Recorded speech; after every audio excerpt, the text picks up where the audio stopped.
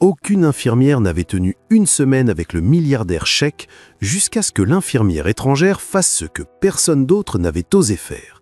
Avant de commencer, dites-nous en commentaire de quelle ville vous regardez cela. Et à la fin, n'oubliez pas de noter cette histoire de 0 à 10. Bonne lecture. 3 infirmières traversèrent en courant les grilles du palais Al-Hadi comme si elles fuyaient un incendie. La première tenait sa valise d'une main et sa chaussure de l'autre. La seconde pleurait au téléphone en criant qu'elle avait porté plainte contre quelqu'un.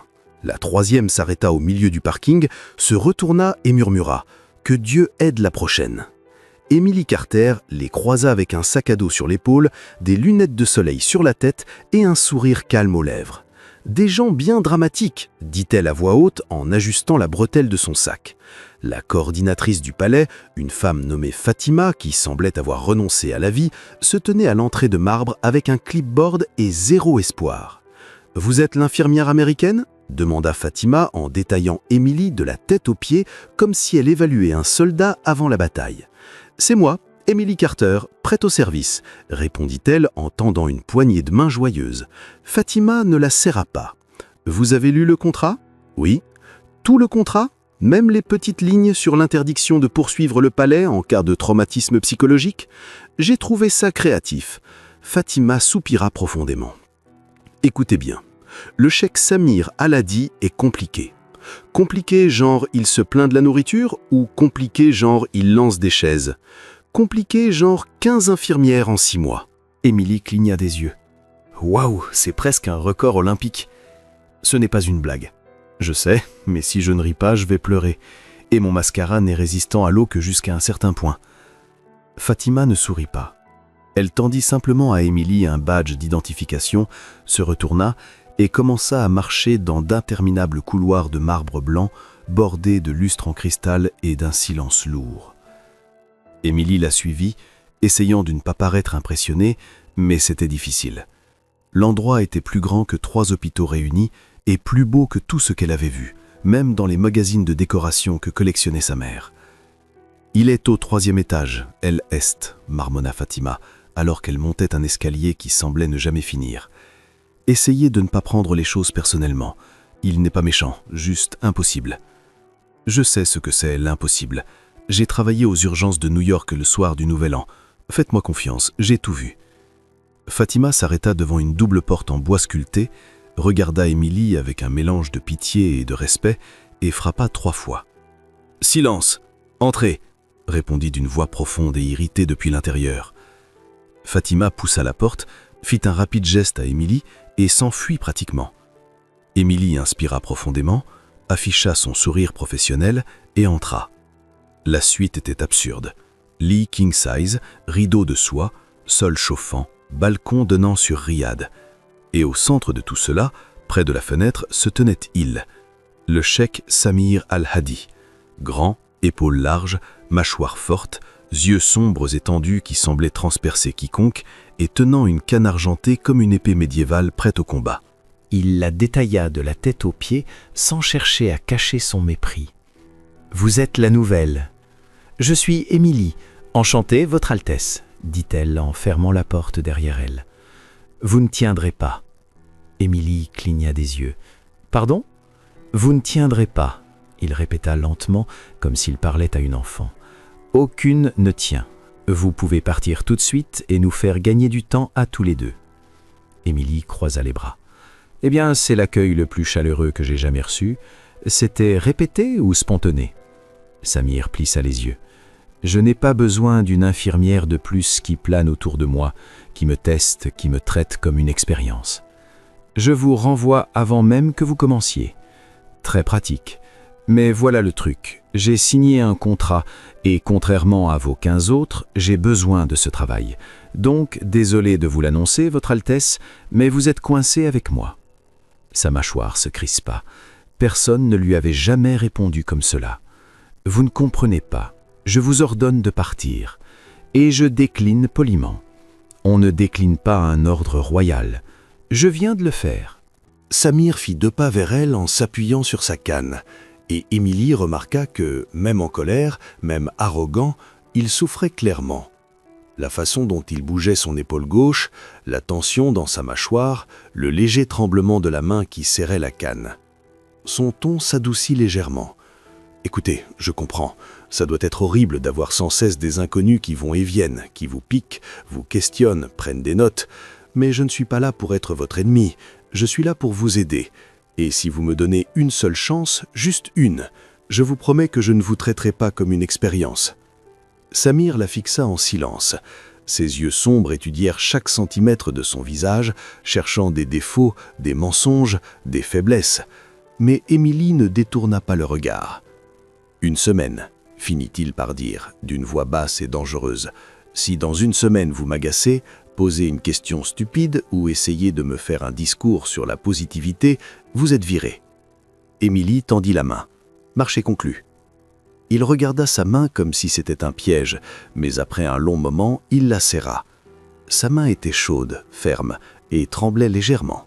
« Au fait, dit Émilie en lâchant sa main, juste pour que vous sachiez, j'ai vu des hommes bien plus effrayants que vous se plaindre d'une simple fièvre.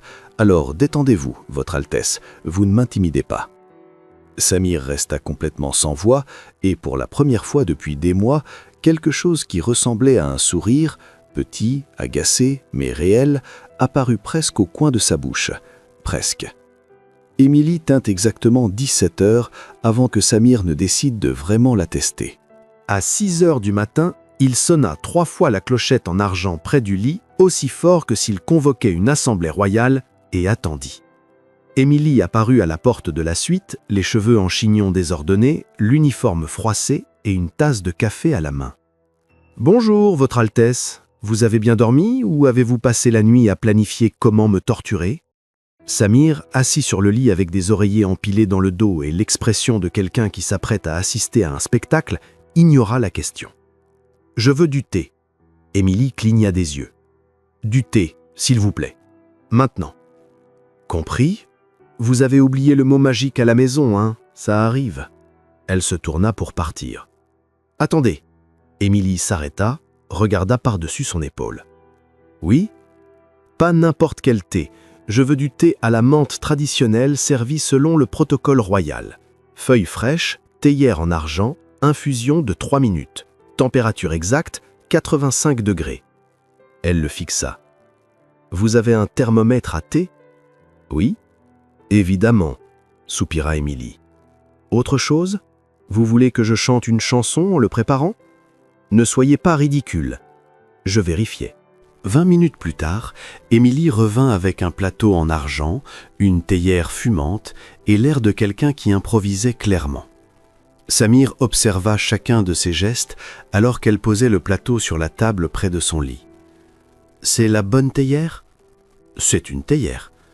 Je n'ai pas demandé si c'en était une, j'ai demandé si c'était la bonne. » Émilie prit la théière, la tourna et fit semblant de l'inspecter comme une pièce de musée. « Elle me paraît tout à fait correcte, brillante, en argent, contient des liquides chauds, approuvée par la FDA. » « La quoi ? » ?« Food and Drug Administration, agence américaine. On approuve tout. » Samir plissa les yeux. « Vous vous moquez de moi ? Moi ? Jamais. » Elle versa le thé dans la tasse avec le soin de quelqu'un qui désamorce une bombe. « Voici, Votre Altesse, thé à la menthe, chaud, traditionnel, avec tout le respect que me permet mon manque de formation aux cérémonies royales. » Il prit la tasse, la sentit, but une gorgée. Pause. « Il est froid. »« Impossible, je viens juste... » « Il est froid. » Émilie croisa les bras. « Ok, je le refais et j'utiliserai la bonne théière cette fois. »« Il y en a 3 incorrects ? » Mon Dieu. À la 2e tentative, Émilie revint avec une autre théière, celle-ci avec des détails en or et une expression légèrement moins patiente. Samir but une gorgée, fit une pause dramatique et reposa la tasse sur la soucoupe. « Du sucre. » Émilie inspira profondément. « Vous n'en aviez pas demandé ? Je le demande maintenant. » Magnifique. Elle attrapa le sucrier sur le plateau, qui s'y trouvait déjà, heureusement, et le posa devant lui avec un sourire forcé. « Autre chose ? Vous voulez que je le goûte d'abord pour vérifier qu'il n'est pas empoisonné ?» Samir sourit presque. « Presque. » Non, mais je veux que vous réorganisiez mon planning de médicaments. Il est déjà organisé. Réorganisez-le. Pourquoi? Parce que je le veux. Émilie prit le clipboard sur la table de chevet, regarda la liste des médicaments, puis regarda Samir. Votre planning est parfait. Intervalle correct, dose équilibrée, horaires optimisés. Si je change quoi que ce soit, ce sera pire. Je m'en fiche. Réorganisez, Votre Altesse. Avec tout le respect que je vous dois, non. Le silence qui suivit fut si lourd qu'Émilie pouvait presque entendre son propre cœur battre. Samir la regarda comme si elle venait de commettre une haute trahison. « Vous venez de me dire non. Techniquement, je l'ai dit avec tout le respect que je vous dois devant, donc c'était poli. Personne ne me dit non. Bienvenue dans l'expérience américaine, Votre Altesse. On est agaçant comme ça. » Les deux domestiques qui changeaient les draps à l'autre bout de la pièce se figèrent. L'une murmura quelque chose en arabe qui signifiait probablement « elle va se faire virer dans 3, 2 », mais Samir ne renvoya pas Émilie. Il continua simplement à la fixer comme s'il essayait de déchiffrer un puzzle impossible. « Vous êtes l'infirmière la plus irritante que j'ai jamais rencontrée. »« Merci, je vais le mettre sur mon CV. » Ce n'était pas un compliment. Je sais, mais je vais faire comme si. Samir s'adossa contre les oreillers, visiblement épuisé, mais trop têtu pour l'admettre. « Partez. »« Volontiers. » Émilie prit le plateau et se dirigea vers la porte. « Attendez. » Elle s'arrêta et se retourna. « Quoi encore? Vous voulez que je réarrange aussi les oreillers ?» Samir hésita une seconde, mais Émilie le remarqua. « La douleur est pire aujourd'hui. » Il détourna le regard. « Ça ne vous regarde pas. »« En fait, si. C'est littéralement mon travail. C'est dans le contrat. Page 3, paragraphe 2. Je vais bien. » Bien sûr. Émilie reposa le plateau, prit le stéthoscope pendu à son cou et s'approcha. Inspirez profondément. Je n'ai pas besoin. Inspirez. Samir la foudroya du regard, clairement agacé. Mais après un moment tendu, il obéit. Émilie posa le stéthoscope sur sa poitrine, écouta attentivement et fronça les sourcils. Votre cœur bat vite parce que vous êtes agaçant ou parce que vous avez mal et essayez de le cacher comme un adolescent têtu? Je ne suis pas un adolescent, alors arrêtez d'agir comme tel. Émilie prit le thermomètre digital. Ouvrez la bouche. Je ne vais pas... Elle glissa le thermomètre avant qu'il ait fini. Bip. Légère fièvre. Rien de grave, mais vous avez besoin de repos. Émilie nota sur le clipboard. Et avant que vous ne demandiez, non, vous ne pouvez pas vous lever aujourd'hui, non, vous ne pouvez pas avoir de réunion, oui, vous allez prendre vos médicaments à l'heure parce que je suis doué dans mon travail et que vous êtes trop têtu pour admettre que vous souffrez. Samir resta silencieux un long moment. Puis, contre toute attente, il dit « Vous êtes insupportable. Je sais, c'est une partie de mon charme. » Et pour la première fois depuis l'arrivée d'Émilie au palais, Samir Al-Hadi sourit vraiment. C'était petit, rapide, presque invisible, mais c'était là. Et tandis qu'Émilie quittait la pièce avec le plateau de thé tiède et sa fierté blessée, elle pensa « Ok, peut-être que je peux tenir plus d'une semaine. » Elle ne savait pas que Samir, seul dans sa suite, souriait encore. Et elle ne savait absolument pas que Fatima, postée de l'autre côté de la porte avec une pile de lettres de démission, pensait pour la première fois depuis des mois à toutes les déchirer. Le cri survint à 3 heures du matin. Émilie se réveilla en sursaut, bondit du lit de la chambre d'invité adjacente à la suite du chèque et courut pieds nus sur le sol de marbre, le cœur battant. Quand elle ouvrit la porte, elle trouva Samir penché au bord du lit. Une main sur la poitrine, l'autre agrippant le drap si fort que ses jointures étaient blanches. « Votre Altesse ?» Il essaya de parler, mais seul un son étouffé sortit. Émilie alluma la lampe, se précipita à ses côtés et s'agenouilla par terre. « Regardez-moi, regardez-moi, Samir !» Il leva les yeux et elle vit quelque chose qu'elle n'attendait pas. De la peur, pure, brute, réelle. « Je n'arrive pas à respirer. »« Si, vous le pouvez. Regardez, je vais vous montrer. » Émilie prit sa main et la posa sur sa propre poitrine. « Faites ça. Respirez avec moi, lentement. » Samir secoua la tête, désespéré. « Ça ne marche pas. Parce que vous respirez comme un aspirateur. Arrêtez. Respirez lentement. Il essaya, échoua, réessaya. Émilie prit son visage entre ses mains, le forçant à la regarder dans les yeux. Écoutez-moi. Vous êtes le cheikh Samir El Hadi. Vous dirigez un royaume entier. Vous n'allez pas vous laisser vaincre par une crise de panique. Maintenant, respirez comme une personne normale, s'il vous plaît. Il y cligna des yeux. Vous venez de me dire de respirer comme une personne normale? Ça a marché, non? Vous avez arrêté de halter. Samir réalisa qu'elle avait raison. Sa respiration s'était ralentie, encore irrégulière, mais meilleure. Émilie prit son stéthoscope. « Je vais écouter votre cœur, ne bougez pas. » Elle posa l'instrument sur sa poitrine et écouta attentivement. Le cœur battait encore vite, mais pas de façon dangereuse. « C'est une crise de panique, pas cardiaque, vous allez vous en remettre. » Samir ferma les yeux, épuisé. « J'ai cru que... » « Je sais, mais non. » Émilie attrapa un verre d'eau sur la table de nuit et le lui tendit. « Buvez lentement. » Il obéit, prenant 3 petites gorgées. Ses mains tremblaient encore. « Ça arrive souvent ?» demanda Émilie en s'asseyant à côté de lui sur le lit. Samir ne répondit pas. « Votre Altesse, il faut que je sache. Si ça arrive souvent, il faut ajuster votre traitement. »« Parfois, » admit-il doucement. « Quand je me réveille de cauchemar. »« À propos de quoi ?» Il ouvrit la bouche, la referma, détourna le regard. Émilie ne le pressa pas. Elle resta simplement assise en silence, le laissant choisir. Après une longue pause, Samir murmura. « À propos d'elle. »« Elle qui ?»« Ma fiancée, » déglutit-il difficilement. « Elle est décédée il y a 3 ans. » Le poids de ces mots emplit la pièce comme de la fumée. Émilie sentit son cœur se serrer. « Je suis désolée. » Tout le monde dit ça. Samir regarda par la fenêtre où la lune illuminait Riyad endormi. Mais personne ne comprend. Personne ne demande comment c'est arrivé. Personne ne veut savoir ce que je ressens. Ils veulent juste que je passe à autre chose, que j'avance, que je me remarie. Et vous ne voulez pas? Ce n'est pas que je ne veux pas. Il se frotta le visage des 2 mains. C'est que je ne peux pas. Chaque fois que j'y pense, j'ai l'impression de trahir sa mémoire. Émilie inspira profondément. « Puis-je dire quelque chose sans me faire virer ?» Samir fit un vague geste qui signifiait « Allez-y ». Je crois que vous confondez loyauté et prison.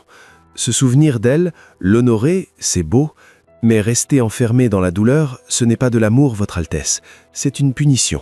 Elle marqua une pause. Et je suis sûr qu'elle n'aurait pas voulu ça pour vous.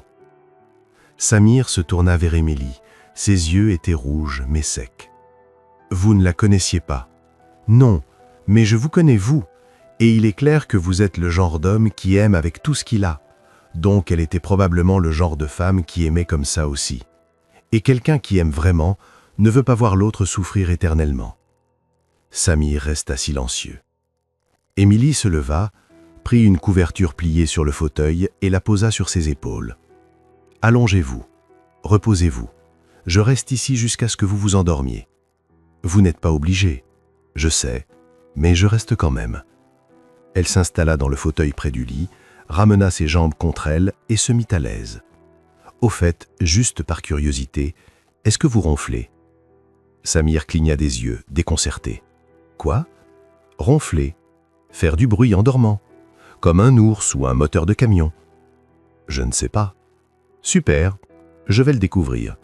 Si oui, je vous lance un oreiller. » Pour la première fois de cette nuit terrible, Samir sourit. Un vrai sourire, petit, fatigué, mais sincère. « Vous êtes bizarre. »« Merci, je l'ajouterai sur mon CV à côté d'agaçante. » Il s'allongea, remonta la couverture jusqu'à son menton et ferma les yeux. Émilie resta là, à observer sa respiration se ralentir, les muscles de son visage se détendre, le poids des dernières années s'estomper, ne serait-ce que pour quelques heures. Quand elle fut certaine qu'il dormait, elle murmura « Tu vas aller bien, Samir, je te le promets. » Et sans qu'elle le sache, Samir l'entendit. Quand Émilie se réveilla, c'était le matin. La lumière du soleil inondait la suite à travers les rideaux de soie, et elle était complètement tordue dans le fauteuil, le cou douloureux, les cheveux comme attaqués par un ventilateur. Samir était assis sur le lit et la regardait avec une expression qu'Émilie ne parvint pas tout à fait à déchiffrer. « Bonjour, belle au bois dormant », dit-il d'un ton presque amusé. Émilie se frotta les yeux. « Quelle heure est-il » ? 8 heures. Tu as dormi 5 heures dans un fauteuil. Impressionnant. J'ai dormi dans des endroits pires. Une fois, je me suis assoupi debout pendant un service de 12 heures. Elle s'étira en grimaçant. Comment te sens-tu ? Mieux. Il marqua une pause. Merci pour cette nuit. Émilie sourit. De rien, c'est inclus dans le forfait. Infirmière agaçante mais efficace. Samir rit presque. Voulez-vous prendre le petit déjeuner ? Demanda-t-il. Émilie cligna des yeux. Vous m'invitez à petit déjeuner ? Non, je vous ordonne de petit déjeuner avec moi, parce que... Il hésita, choisissant ses mots avec soin. Parce que vous allez vous évanouir si vous ne mangez pas quelque chose. Comme c'est attentionné. Émilie se leva. Mais seulement s'il y a des pancakes. Il y a des pancakes.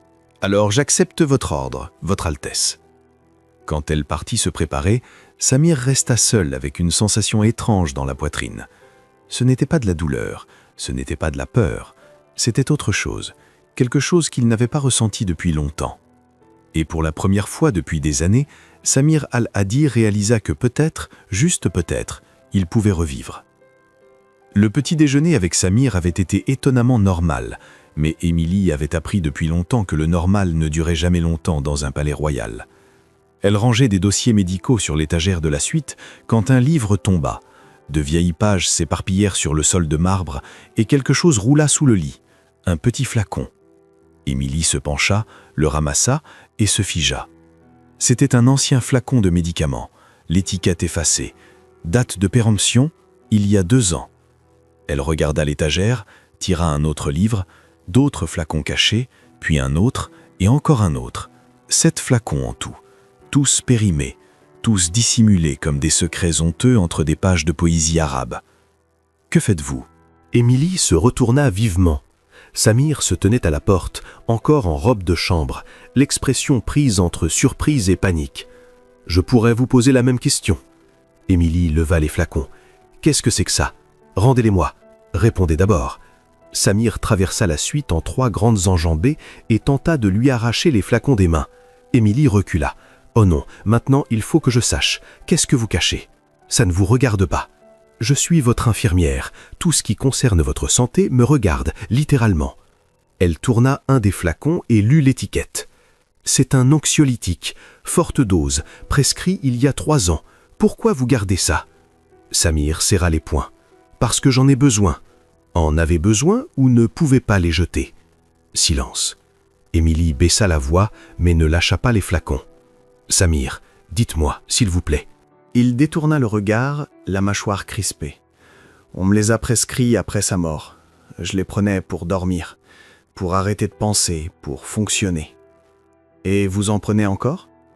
Non. Il passa une main dans ses cheveux, frustré. J'ai arrêté il y a des mois, mais je n'arrive pas à les jeter. Je sais que c'est ridicule. Je sais que j'ai l'air d'un patient secret. Émilie laissa échapper un rire. Désolé, mais vous venez d'employer les mots exacts que j'allais dire. Samir cligna des yeux. Quoi ? Patient secret, j'allais vous appeler comme ça. Elle posa les flacons sur la table. Écoutez, je comprends. Les jeter, ça rend les choses définitives, comme fermer une porte que vous n'êtes pas prêt à fermer. C'est plus que ça. Samir s'assit au bord du lit, vaincu. Ces pilules, c'était la seule chose qui marchait quand je n'arrivais plus à respirer, quand je me réveillais en pleine nuit en pensant que j'allais devenir fou. Et maintenant je me réveille encore comme ça, mais je ne prends plus rien. Parce que vous avez peur de devenir dépendant. Parce que j'ai peur que si je les reprends, je n'arrête jamais. Le poids de ces mots emplit la pièce. Émilie s'assit à côté de lui, pas trop près, mais assez près. Vous savez, un traumatisme émotionnel, c'est réel, hein ? Ce n'est pas une faiblesse. Ce n'est pas n'importe quoi. C'est une blessure, comme les autres. Et les blessures, il faut les soigner. Samir se tourna vers elle. « Je suis le cheik d'un royaume entier. Je ne peux pas avoir de blessures émotionnelles. Il faut que je sois fort. Il faut que je dirige. Il faut que je vous interrompe parce que, surprise, vous êtes humain et les humains ressentent la douleur. Les humains souffrent. Les humains gardent des médicaments périmés parce qu'ils ne savent pas encore comment lâcher le passé. » Il resta silencieux. Émilie prit les flacons un par un et les plaça dans sa main. « Voici ma proposition. On les jette ensemble tout de suite. Et si vous paniquez, je vous tiens la main et on respire comme des gens normaux. Marché conclu ?» Samir regarda les flacons, puis Émilie, puis de nouveau les flacons. « Et si je n'y arrive pas? Alors on réessaiera demain et après-demain et le suivant, jusqu'à ce que vous y arriviez. » Il inspira profondément, puis se leva lentement et marcha jusqu'à la salle de bain. Émilie le suivit. Samir resta longtemps devant la poubelle, tenant les flacons comme s'ils étaient en verre. « Je déteste ça, » murmura-t-il. « Je sais. Je déteste me sentir faible. » « Vous n'êtes pas faible. Vous êtes juste fatigué de porter ce poids tout seul. » Samir ferma les yeux, puis, d'un geste rapide, comme arracher un pansement, il jeta les flacons dans la poubelle. Le bruit de leur chute résonna dans la pièce. Émilie prit sa main. « Respirez. » Il le fit. 1 fois, 2 fois, 3 fois. « Je l'ai fait, » dit Samir, presque incrédule. « Vous l'avez fait. »« Je l'ai vraiment fait. »« Oui, Votre Altesse. Et le monde ne s'est pas écroulé. Vous ne vous êtes pas effondré. Vous avez juste lâché prise. » Samir regarda Émilie, et pour la première fois, elle vit quelque chose de nouveau dans ses yeux sombres, de l'espoir. « Merci, » dit-il, la voix rauque. « De rien. » Émilie lâcha sa main. « Allez, venez, on va manger quelque chose. Le drame émotionnel, ça creuse. » Samir rit, un son bas mais vrai. « Vous êtes impossible. Je sais, c'est inclus dans le forfait. » Ils retournèrent dans la suite, mais quand Émilie se tourna pour prendre son clipboard, elle remarqua que Samir était toujours là à la regarder. « Qu'y a-t-il » ? « Rien, juste... Il hésita. « Pourquoi vous vous souciez autant de moi » Émilie marqua une pause. « Parce qu'il faut bien que quelqu'un le fasse, et apparemment personne d'autre ne fait correctement le boulot. »« Mais vous me connaissez à peine ?»« C'est vrai. Mais je connais la douleur, et je sais ce que c'est d'être seule avec elle. » Elle sourit, mais il y avait de la tristesse dans ses yeux. Personne ne devrait traverser ça tout seul, Samir, pas même un cheik. Quelque chose changea dans l'air entre eux. Ce n'était plus seulement du respect professionnel, ce n'était plus seulement de l'amitié, c'était autre chose, plus profond, plus dangereux. Et ils s'en rendirent compte en même temps. Samir recula comme s'il avait touché quelque chose de brûlant. « J'ai besoin de me reposer. »« Bien sûr, » répondit Émilie un peu trop vite. « Je vais ranger les dossiers. » Elle quitta rapidement la suite, le cœur battant. De l'autre côté de la porte, Samir s'appuya contre le mur, passa une main sur son visage et murmura pour lui-même « Qu'est-ce qui m'arrive ?» Mais il connaissait déjà la réponse, et cela l'effrayait plus que n'importe quelle crise de panique.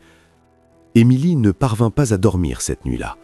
Elle se tournait et se retournait dans son lit, fixait le plafond, pensait à des mains chaudes et à des regards qui duraient une seconde de trop.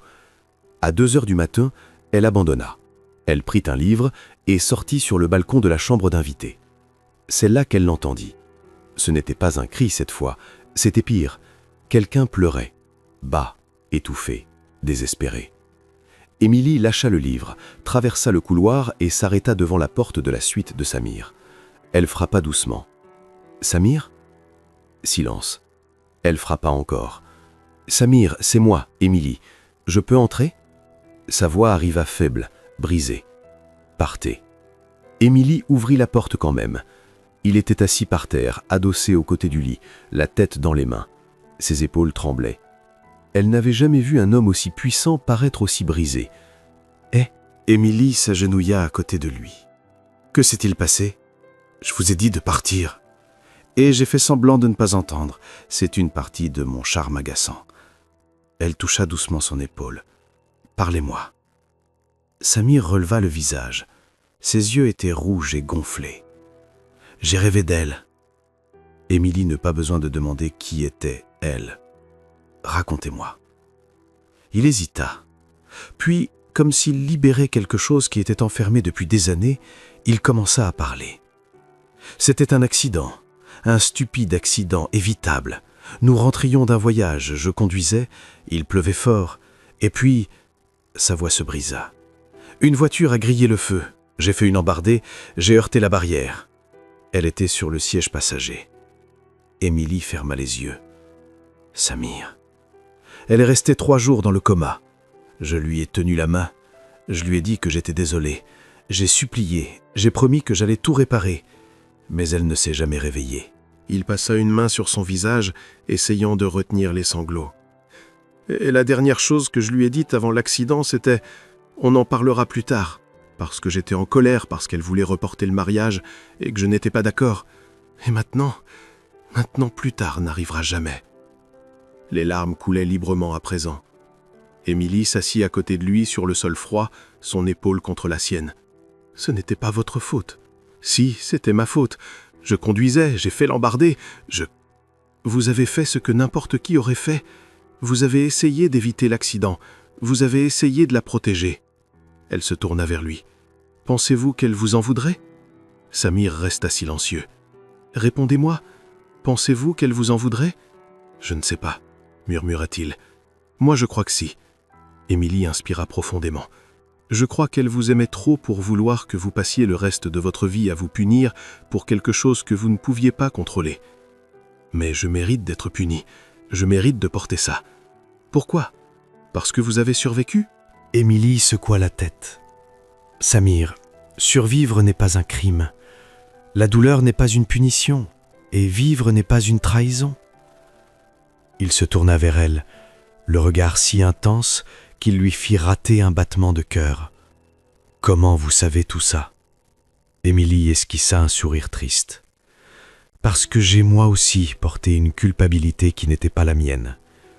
Mon père a fait une crise cardiaque quand j'avais 22 ans. J'étais à l'université. Il m'a appelé en disant qu'il ne se sentait pas bien. Je lui ai dit « Va à l'hôpital, papa, je t'appellerai plus tard. » Elle marqua une pause. Il y est allé seul. Il est mort seul. Et je ne me le suis jamais pardonné de ne pas avoir tout lâché pour l'accompagner. Samir posa lentement sa main sur la sienne, hésitant. « Vous ne pouviez pas savoir ?» ?»« Exactement. » Émilie entrelaça ses doigts aux siens. « Et vous non plus. Nous ne sommes pas devins. Nous sommes juste humains. » Ils restèrent là, assis sur le marbre froid, à se tenir la main comme si c'était la seule chose qui empêchait le monde de s'effondrer. Après un long moment, Samir dit « Vous savez ce qui est pire? Le Conseil royal veut que je me remarie. Ils disent que c'est mon devoir, que le royaume a besoin d'héritiers, que je dois passer à autre chose, comme si l'amour était quelque chose que l'on pouvait remplacer comme des vêtements. Et vous, qu'est-ce que vous voulez, vous ?» Samir baissa les yeux sur leurs mains entrelacées. « Je ne sais plus. Avant, je voulais juste qu'on me laisse tranquille, qu'on arrête de me mettre la pression, qu'on arrête d'essayer de réparer ma vie. Mais maintenant, il releva les yeux, croisa les siens, maintenant je ne suis plus sûr de vouloir être seul. » L'air entre eux devint lourd. Émilie lâcha sa main trop vite. « Je crois que vous avez besoin de repos. Émilie, viens te lever. » Elle se leva, lui tendit la main. « Allons vous mettre au lit avant que vous attrapiez une pneumonie assis sur ce sol froid. » Samir prit sa main, se laissa aider à se relever. Il était grand, très grand, et soudain Émilie réalisa à quel point ils étaient proches. « Merci, » dit-il doucement. « Pour tout. De rien. » Émilie essaya de paraître professionnelle, échoua lamentablement. « C'est mon travail. »« Non, ça ne l'est pas. » Samir recula d'un pas comme pour imposer une distance. « Aucune autre infirmière n'a jamais fait ce que vous faites. Peut-être parce qu'aucune autre infirmière n'était assez têtue pour vous gérer. » Il sourit presque. « Peut-être. » Émilie se tourna pour partir, mais avant d'atteindre la porte, elle entendit « Émilie !» Elle s'arrêta. « Restez, juste jusqu'à ce que je m'endorme, s'il vous plaît. » Elle aurait dû dire non, Elle aurait dû rester professionnelle. Elle aurait dû sortir, retourner dans sa chambre et faire comme si cette nuit n'avait jamais existé. Mais quand elle se retourna et vit Samir là, vulnérable, humain, vrai, elle n'y arriva pas. D'accord, mais seulement jusqu'à ce que vous dormiez. Elle s'assit dans le fauteuil. Samir s'allongea sur le lit et remonta la couverture. « Vous ronflez vraiment ?» demanda Émilie pour détendre l'atmosphère. « Vous ne l'avez pas encore découvert ?»« Non, vous dormez comme une personne normale. Franchement, un peu décevant. » Samir rit doucement, fatigué. « Désolé de vous décevoir. Ça va, je vous pardonne. » Il ferma les yeux et quelques minutes plus tard, sa respiration devint lente, profonde, calme. Émilie resta là à le regarder, et elle réalisa, avec une serre dans la poitrine, qu'elle commençait à ressentir quelque chose qu'elle n'aurait pas dû. Quelque chose de dangereux. Quelque chose qui pouvait tout ruiner. Vonimo colla son oreille contre le bois, n'entendit que le silence et décrocha le téléphone. Elle avait un devoir envers le palais, et ce devoir passait avant tout le reste. Le matin commença avec Émilie qui traîna Samir hors du lit à 6 heures, littéralement. « Levez-vous, allez, bougez !» Samir ouvrit un œil, la regardant comme si Émilie avait complètement perdu la tête. « Vous êtes folle ? » ?»« Non, mais vous allez le devenir si vous continuez à rester couché 23 heures par jour. » Émilie tira la couverture. « Allez, on va faire une promenade. » « Une promenade ?» Samir se redressa indigné. « Vous voulez que je marche ? » Oui, avec vos jambes, un pied devant l'autre. Vous connaissez le concept? Bien sûr que je le connais, mais je suis malade. Vous allez mieux, beaucoup mieux. Et maintenant, il faut reconstruire vos forces. Emily croisa les bras. Alors levez-vous, mettez quelque chose de confortable, on va faire un tour dans le jardin. Samir la fixa longuement. Et si je refuse ? Alors je dirai à Fatima que vous cachez du chocolat sous votre oreiller. Il se figea. Comment vous savez ça? Je suis infirmière, je sais tout. Emily sourit, victorieuse. Allez, on y va. Vous avez 5 minutes pour vous habiller. Samir marmonna quelque chose en arabe qui n'était probablement pas un compliment, mais il se leva. 15 minutes plus tard, ils étaient dans le jardin intérieur du palais.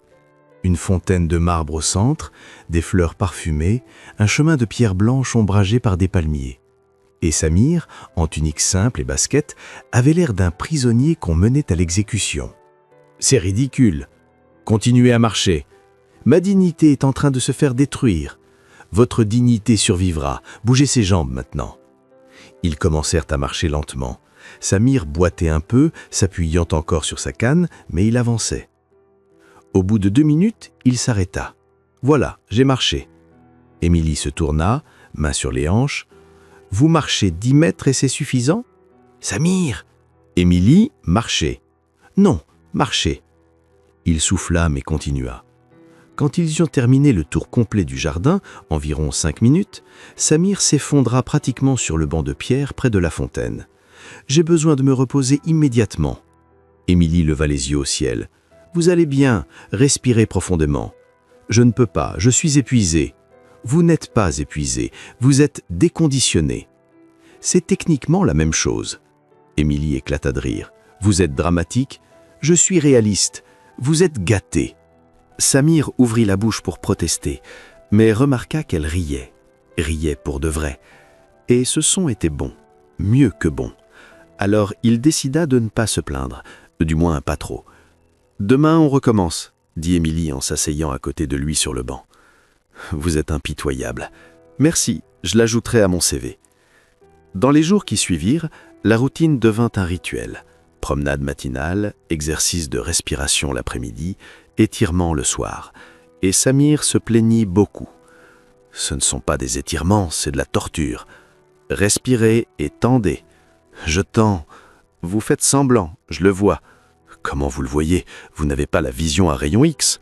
Si, c'est inclus dans le forfait infirmière agaçante. » Fatima, qui observait depuis la fenêtre du 2e étage avec une tasse de thé à la main, sourit. Pour la première fois en 3 ans, le chèque avait l'air vivant. Et cette infirmière américaine, avec ses manières maladroites et sans filtre, réussissait là où 15 professionnels avaient échoué, faire que Samir veuille guérir. Elle but une gorgée de thé et pensa que peut-être cette fille était la meilleure chose qui lui soit jamais arrivée. Mais tout le monde ne pensait pas la même chose. Dans l'aile médicale du palais, le docteur Kamal, médecin-chef et homme de confiance du Conseil royal, feuilletait les rapports de santé de Samir d'un air sombre. « Il s'améliore ?» dit l'assistant avec enthousiasme. « Je sais », répondit le docteur Kamal en refermant le dossier. « Et c'est un problème. » L'assistant fronça les sourcils. « Comment ça, un problème? Ce n'est pas exactement ce qu'on veut ?»« Pas quand l'amélioration vient de méthodes non autorisées. » Il décrocha le téléphone.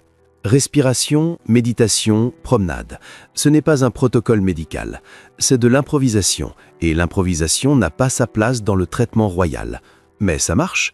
Peu importe. » Le docteur Kamal composa un numéro. « Le conseil doit être informé. » Pendant ce temps, dans le jardin, Émilie essayait d'apprendre à Samir à méditer. « Fermez les yeux. » « Pourquoi ? Parce que c'est comme ça que ça marche. Et si je ne veux pas fermer les yeux, alors vous resterez assis là comme une statue têtue. » Émilie s'assit par terre en tailleur. « Allez, asseyez-vous ici. » Samir regarda le sol comme s'il s'agissait de lave. « Par terre ? Oui, Votre Altesse, par terre, comme les gens normaux. Je ne suis pas des gens normaux.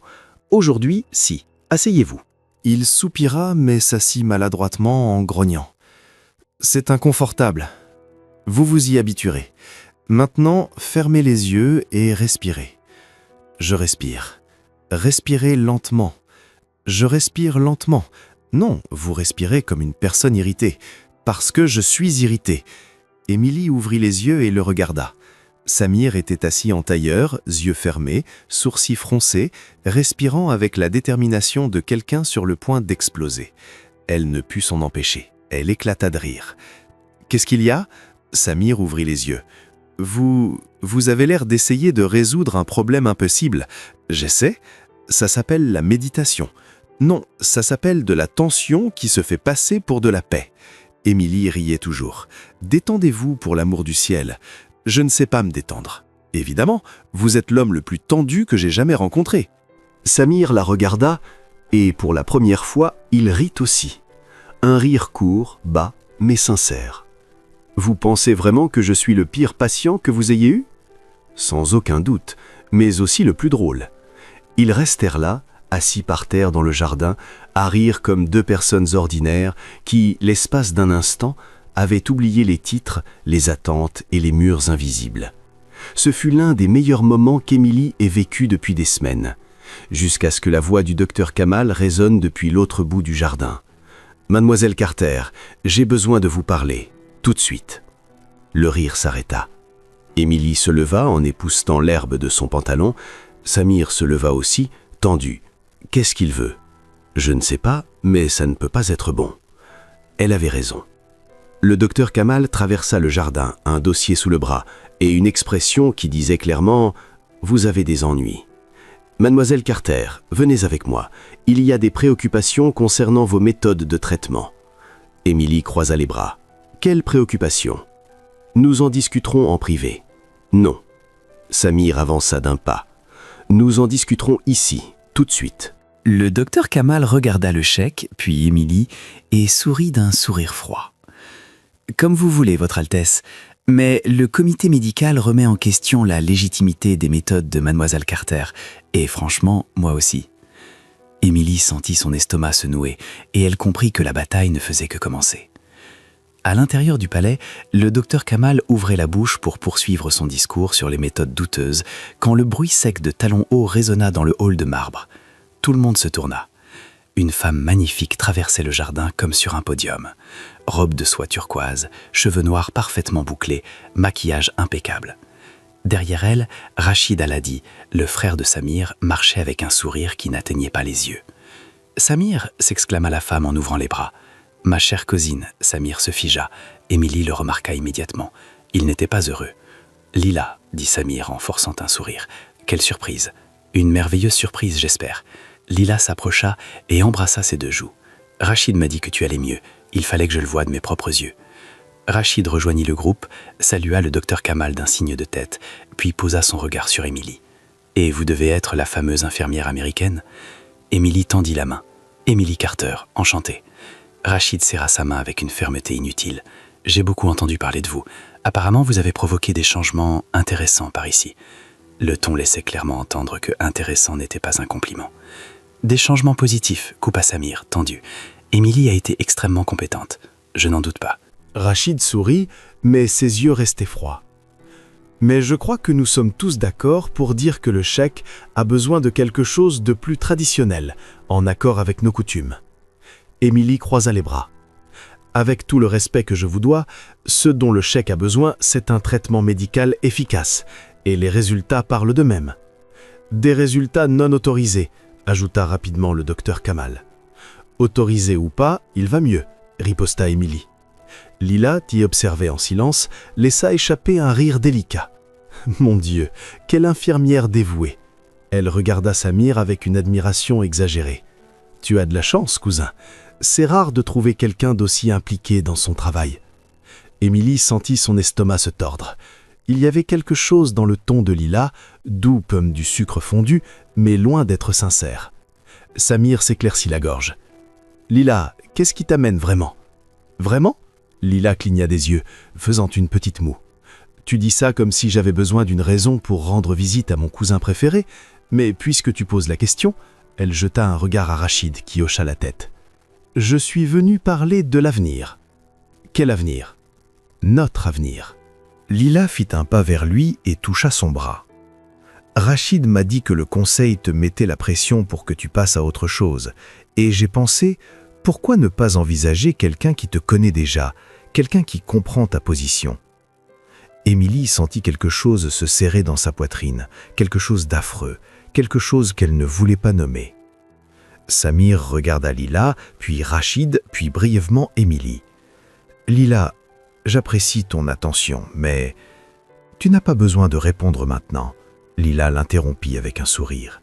« Je veux juste que tu saches que l'option existe et que je serai honoré. » Rachid posa une main sur l'épaule de son frère. « C'est une excellente proposition, Samir. Lila est de sang royal. Elle connaît les protocoles. Ce serait parfait. »« Parfait, » renchérit le docteur Kamal, comme si quelqu'un avait demandé son avis. Émilie regarda Samir, attendant qu'il dise quelque chose. N'importe quoi. Mais il resta là, silencieux, coincé entre les attentes et les regards exigeants. « Eh bien, » dit Émilie en forçant un sourire professionnel, « je crois que je vais vous laisser à votre discussion familiale. J'ai des rapports médicaux à organiser. » Elle se tourna et commença à marcher vers le palais. « Mademoiselle Carter » appela Rachid. Émilie s'arrêta, jeta un regard par-dessus son épaule. « Oui ? Merci pour vos services jusqu'à présent, mais je pense qu'il est temps d'envisager d'autres options de soins. » Le sang d'Émilie ne fit qu'un tour. « D'autres options ? Le cheikh est en meilleure santé qu'il ne l'a été ces 3 dernières années. Les chiffres ne mentent pas. »« Les chiffres ne sont pas tout, » ajouta le docteur Kamal. « Bien sûr que si. » Émilie se tourna complètement, faisant face aux 2 hommes. « Il marche, il dort mieux, il a moins de crises. Ce n'est pas une méthode douteuse, c'est du progrès. »« Émilie, » dit Samir doucement, presque comme un avertissement. Elle le regarda, et ce qu'elle vit la brisa. De la peur. Pas une peur physique, une peur de déplaire, de décevoir, de ne pas être ce que les autres attendaient. Émilie inspira profondément, reprenant son professionnalisme de force. « Excusez-moi. » Et elle partit. Dans la suite, Émilie jeta son clipboard sur le bureau plus fort qu'elle ne l'aurait voulu. « Idiote !» marmonna-t-elle pour elle-même. « Tu es une idiote, Émilie Carter. »« Idiote pourquoi ?»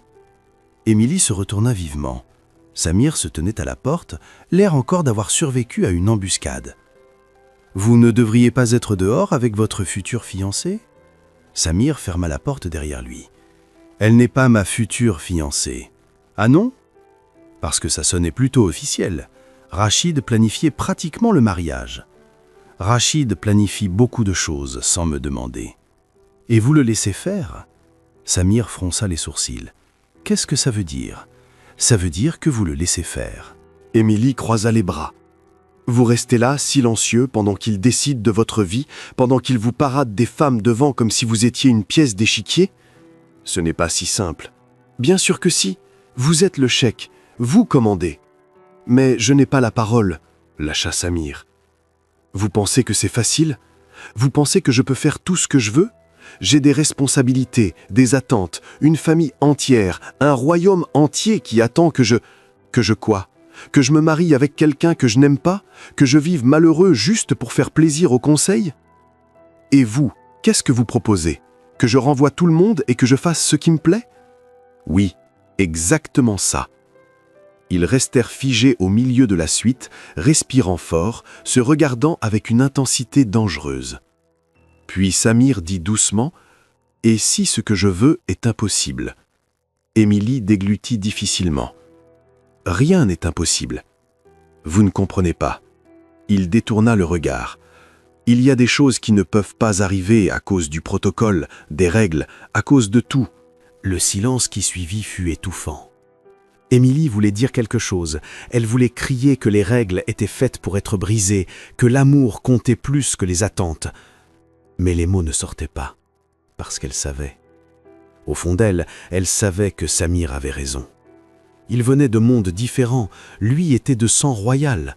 Elle était une infirmière du Kansas noyée dans les dettes. Et les contes de fées n'existaient pas dans la vraie vie. « Je vais préparer vos médicaments, » dit Émilie, la voix tremblante. « Vous devez être fatigué. » Samir ne répondit pas. Elle quitta la suite sans se retourner. Et pour la première fois depuis son arrivée au palais, Émilie Carter se demanda si elle n'aurait pas dû refuser ce poste. De l'autre côté de la porte, Samir s'appuya contre le mur, ferma les yeux et murmura « Je suis désolé ». Mais Émilie n'entendit pas. Émilie ne parvint pas à dormir. Elle se tourna et se retourna dans son lit jusqu'à minuit, abandonna et décida que, puisqu'elle était réveillée, autant vérifier les constantes de Samir. Juste du professionnalisme, se dit-elle en marchant dans le couloir. Rien que du professionnalisme. Elle frappa doucement à la porte de la suite. Pas de réponse. Elle l'ouvrit lentement et trouva Samir assis sur le balcon, contemplant Riyad illuminer la nuit. Encore tout habillé, visiblement aussi insomniaque qu'elle. « Vous n'arrivez pas à dormir ?» demanda Émilie en s'appuyant contre l'encadrement de la porte. Il se tourna, surpris. « Apparemment, vous non plus. » Touché. Elle entra et ferma la porte. « Vous voulez que je prépare du thé ou je fais semblant d'être là strictement pour des raisons médicales ?» Samir sourit presque. « Vous êtes là pour des raisons strictement médicales. » « Bien sûr, totalement, à 100%. » Émilie croisa les bras. « Maintenant, asseyez-vous, je vais vérifier votre tension. » Il obéit, s'installant dans le fauteuil près du balcon. Émilie prit le tensiomètre, enroula le brassard autour de son bras et réalisa que ses mains tremblaient. « Nerveuse ?» demanda Samir en l'observant. « Non, juste fatiguée. »« Menteuse. » Émilie leva les yeux et croisa son regard. Elle était trop près, dangereusement près. « Votre tension est normale, » dit-elle en retirant le brassard un peu trop vite. « Le rythme cardiaque aussi, tout va bien. »« Émilie, arrêtez. » Elle s'immobilisa, inspira profondément, le regarda. « Qu'est-ce que vous voulez que je fasse, Samir? Je veux dire vraiment, parce que j'essaye de garder les choses professionnelles, mais vous continuez à me regarder comme ça. » Comme quoi? Comme ça, comme si j'avais de l'importance. Samir se leva lentement sans rompre le contact visuel. Vous en avez. Le cœur d'Émilie s'emballa. Ne dites pas ça. Pourquoi pas? Parce que ça rend tout plus difficile. C'est déjà difficile. Il fit un pas vers elle. Depuis le premier jour où vous êtes arrivé et où vous m'avez dit que vous ne partiriez pas juste parce que je vous l'ordonnais. Émilie recula mais heurta la table d'appoint, coincée. « On ne peut pas faire ça. Je sais. Vous êtes le chic, je suis votre infirmière. Il y a des règles, des protocoles, des attentes. Je m'en fiche. Mais moi, oui. » Émilie posa les mains sur sa poitrine pour maintenir une distance. « J'y tiens parce que quand ça tournera mal, et ça tournera mal, je serai renvoyé, expulsé, et vous serez toujours là, sous la pression pour épouser Lila ou n'importe quelle princesse que Rachid vous mettra devant. » Samir saisit ses poignets, doucement, fermement. « Et si je ne veux pas épouser Lila, alors vous en épouserez une autre, quelqu'un de convenable, quelqu'un qui n'est pas moi? Et si c'est vous que je veux ?» Les mots flottèrent dans l'air, lourds, impossible à ignorer. Émilie sentit ses yeux piquer. « Ne faites pas ça. Ne me faites pas croire à quelque chose qui ne peut pas arriver. Qui dit que ça ne peut pas? Le monde entier, votre famille, le conseil. » Elle essaya de libérer ses poignets, mais il serra plus fort. « Samir, je suis une infirmière américaine noyée dans les dettes qui arrive à peine à payer son loyer. Vous êtes de sang royal. Nous vivons sur des planètes différentes. Alors peut-être qu'il est temps que je change de planète. » Émilie cligna des yeux. « Quoi ?» Samir lâcha ses poignets, mais ne recula pas. Il leva lentement la main, toucha son visage. Son pouce effleura sa joue. « Vous m'avez rappelé ce que c'était d'être vivant. De vouloir se réveiller le matin. De ressentir. » Sa voix était rauque, vulnérable. « Et je ne veux pas retourner vivre dans le noir. » Émilie ferma les yeux. Une larme coula. « Ce n'est pas juste. Je sais. Vous me faites désirer des choses impossibles. Bien. Parce que moi aussi je les désire. » Elle ouvrit les yeux et il était là, tout près, si près qu'elle sentait sa chaleur, l'odeur d'épices et quelque chose d'unique qui n'appartenait qu'à lui. « On ne devrait pas, » murmura Émilie. « Je sais. » Mais aucun des deux ne bougea. Samir se pencha. Émilie retint son souffle. Ses lèvres n'étaient qu'à quelques centimètres des siennes quand la porte s'ouvrit brutalement. « Samir, il faut qu'on parle de... » Rachid s'arrêta net. Derrière lui, Fatima se figea, les yeux écarquillés. Émilie bondit en arrière si vite qu'elle heurta la table, faisant tomber le tensiomètre, manquant de trébucher. Samir la rattrapa par le bras pour l'empêcher de tomber, ce qui ne fit qu'empirer les choses. Rachid les regarda, puis la main de Samir sur le bras d'Émilie, puis le visage de son frère. « Qu'est-ce qui se passe exactement ici ?»« Ce n'est pas ce que vous pensez, » dit Émilie beaucoup trop vite. « Ah non ?» Rachid croisa les bras. « Parce que ça ressemble exactement à ce que je pense. » Fatima entra, ferma la porte derrière elle et regarda Émilie avec un mélange de panique et de déception. « Mademoiselle Carter, que se passe-t-il ici ? Je vérifiais ses constantes vitales. » Émilie ramassa le tensiomètre par terre comme s'il s'agissait d'une preuve. « Protocole nocturne de routine. »« À minuit ?» souligna Rachid en haussant un sourcil. « Seul ? Porte fermée ? » « Je ferme toujours la porte. La confidentialité des patients est importante. »« Émilie, commença Samir. »« Non !» Rachid leva la main. « Laissez-moi deviner. Vous allez me dire que c'était innocent, que rien ne s'est passé, que j'ai mal compris. » La mâchoire de Samir se crispa. « Ça ne vous regarde pas. »« Pas mon affaire ?» Rachid avança. « Vous êtes le cheikh. Tout ce que vous faites est mon affaire, l'affaire du conseil, l'affaire de tout le royaume. »« C'est ridicule. » marmonna Émilie. Rachid se tourna vers elle, les yeux froids. « Taisez-vous. »« Ne lui parlez pas comme ça, » dit Samir, la voix basse et dangereuse. « Sinon quoi?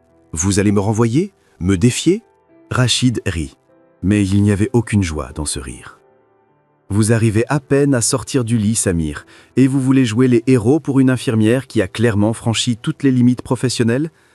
Elle n'a rien franchi. »« Ah non ?» Rachid les désigna tous les deux. « Vous étiez à quelques centimètres l'un de l'autre, seuls dans le noir, et vous voulez que je croie que rien ne s'est passé ?» Silence. Fatima s'éclaircit la gorge.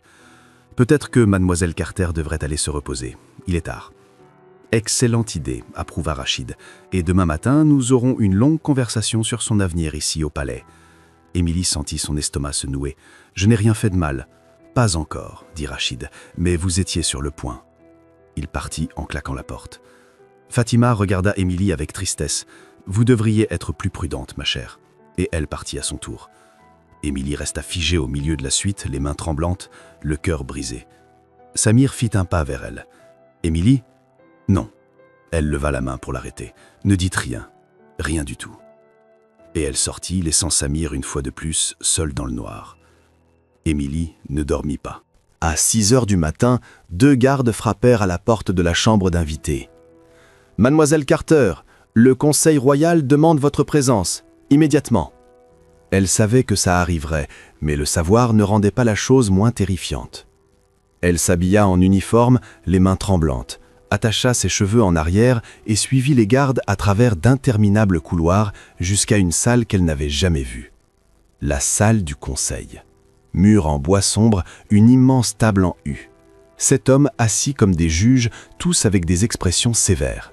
Et au centre, Rachid. « Mademoiselle Carter », il désigna la chaise unique au milieu de la pièce. « Asseyez-vous. » Émilie s'assit, joignit les mains sur ses genoux pour cacher le tremblement. « J'irai droit au but », commença Rachid en feuilletant un dossier. « Nous avons été informés de multiples violations du protocole professionnel pendant votre séjour ici. »« Violations ?» répéta Émilie. « Quelle violation ?» Un des conseillers plus âgés, à la barbe grise, s'éclaircit la gorge. « Intimité inappropriée avec le patient, méthode de traitement non autorisée, et hier soir, un comportement qui a clairement franchi les limites d'une relation professionnelle. » Émilie sentit son sang bouillir. Comportement ? Je vérifiais ses constantes vitales. À minuit, souligna Rachid en haussant un sourcil. Seul, porte fermée. Je ferme toujours la porte. Ça s'appelle la confidentialité des patients. Vous avez entendu parler de la loi HIPAA ? Les membres du conseil échangèrent des regards perplexes. HIPAA, expliqua Émilie impatiente. Règlement américain sur la confidentialité médicale, appris à l'université. Première semaine. Nous ne suivons pas les réglementations américaines ici, dit un autre conseiller d'un ton sec. Clairement, parce que si c'était le cas, vous sauriez que renvoyer une infirmière pour avoir fait son travail est ridicule.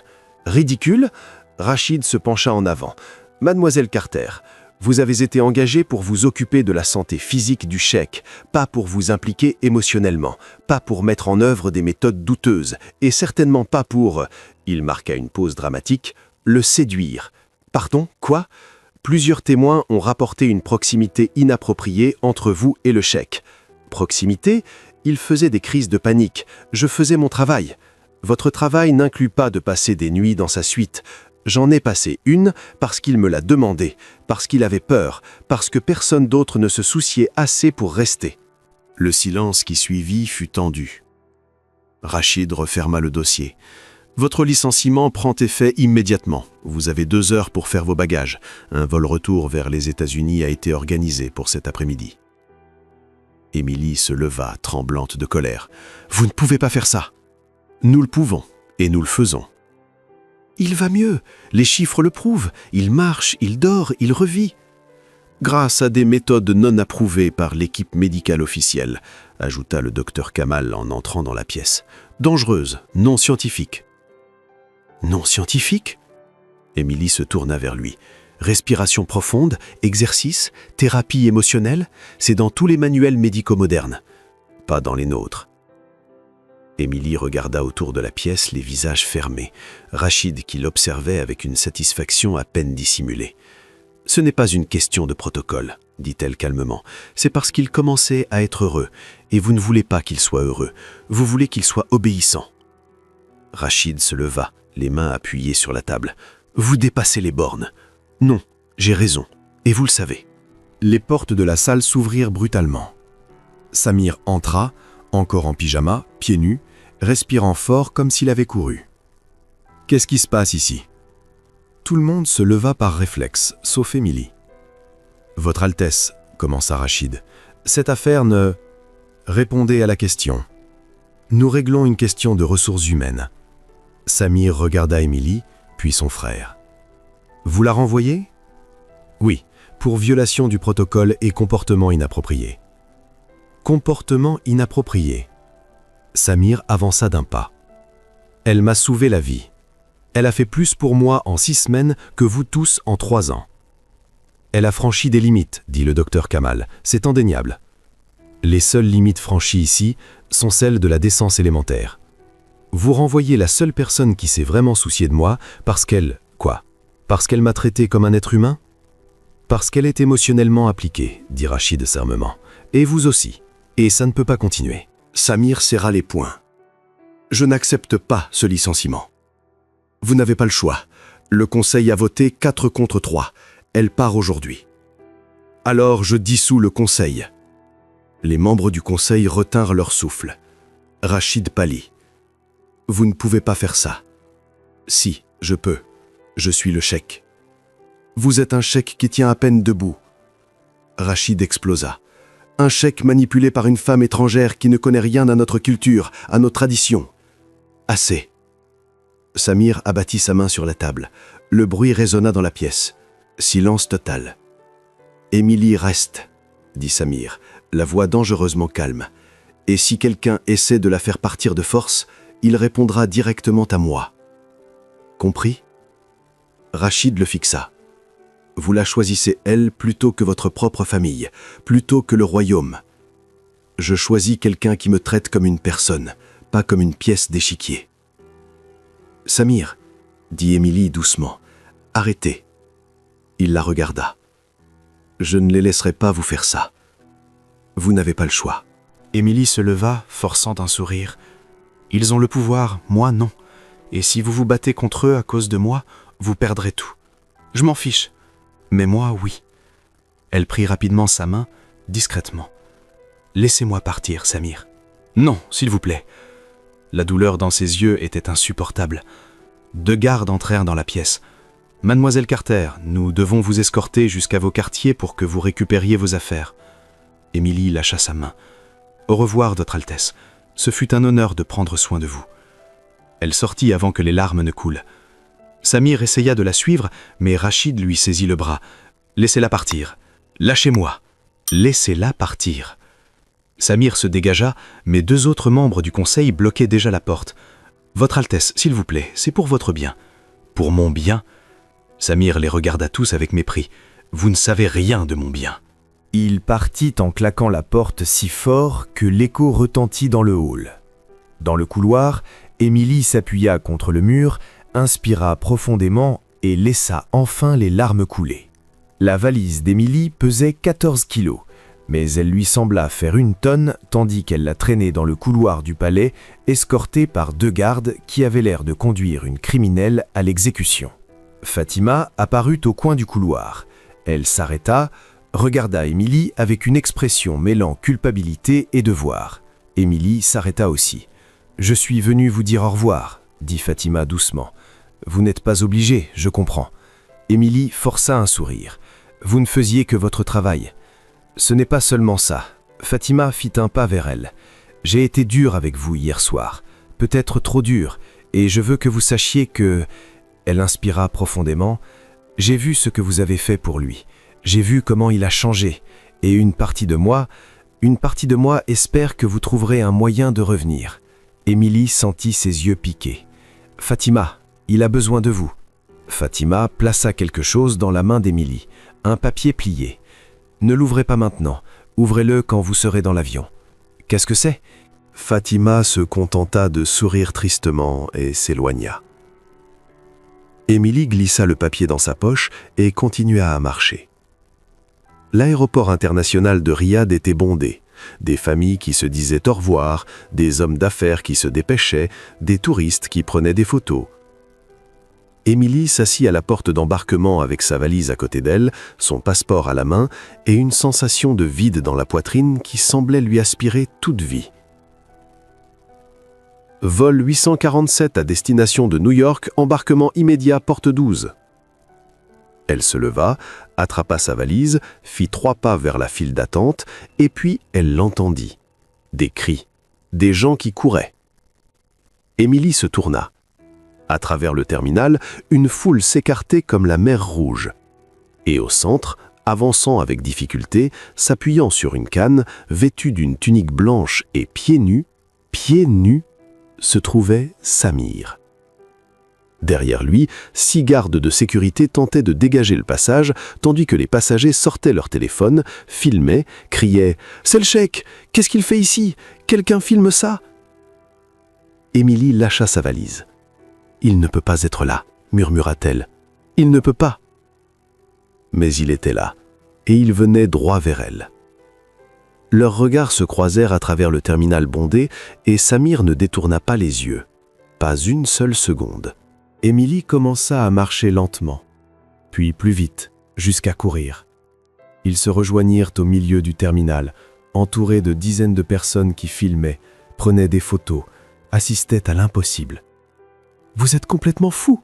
haleta Émilie. « Qu'est-ce que vous faites ici ?»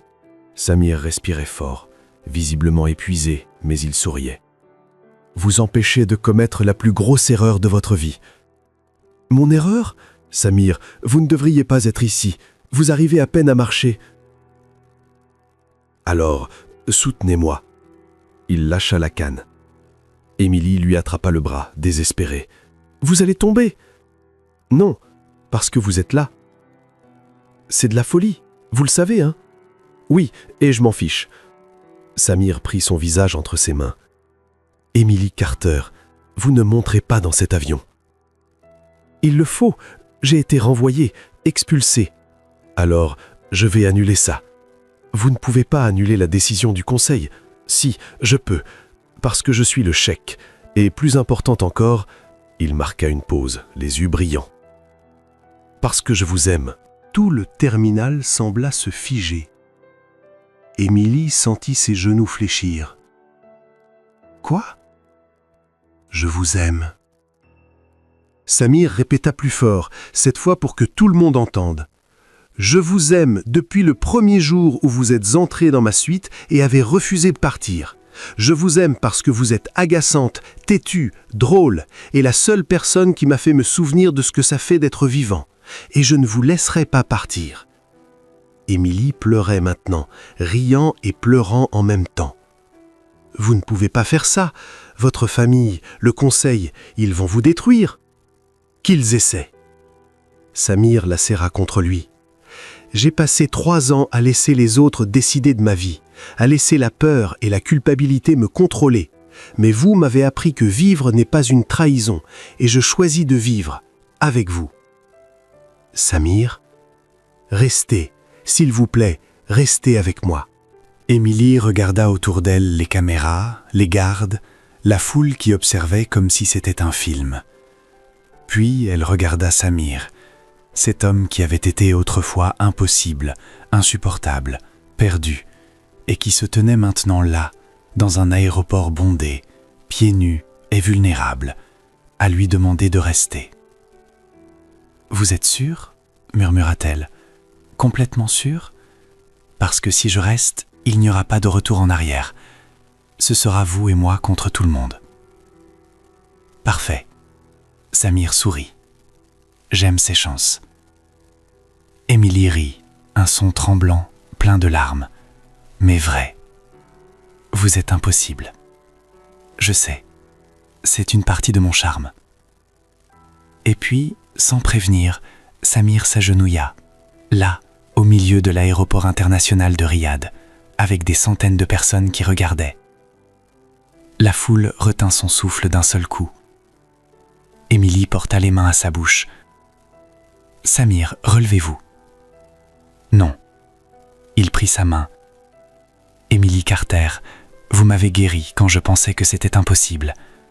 Vous m'avez fait rire quand j'avais oublié comment faire. Vous m'avez redonné de l'espoir quand je n'en avais plus. » Sa voix se brisa. « Épousez-moi. » Le terminal explosa en acclamations, applaudissements, téléphones qui filmaient de tous les angles. Émilie s'agenouilla devant lui, prenant son visage entre ses mains. « Vous êtes sûr ? Absolument sûr, parce que je ne suis qu'une infirmière américaine, sans argent, sans titre, rien à offrir à part de l'amour et du sarcasme. » Samir sourit à travers ses larmes. « C'est tout ce que j'ai toujours voulu. » Alors, oui. Émilie embrassa son front. « Oui, je vais vous épuiser.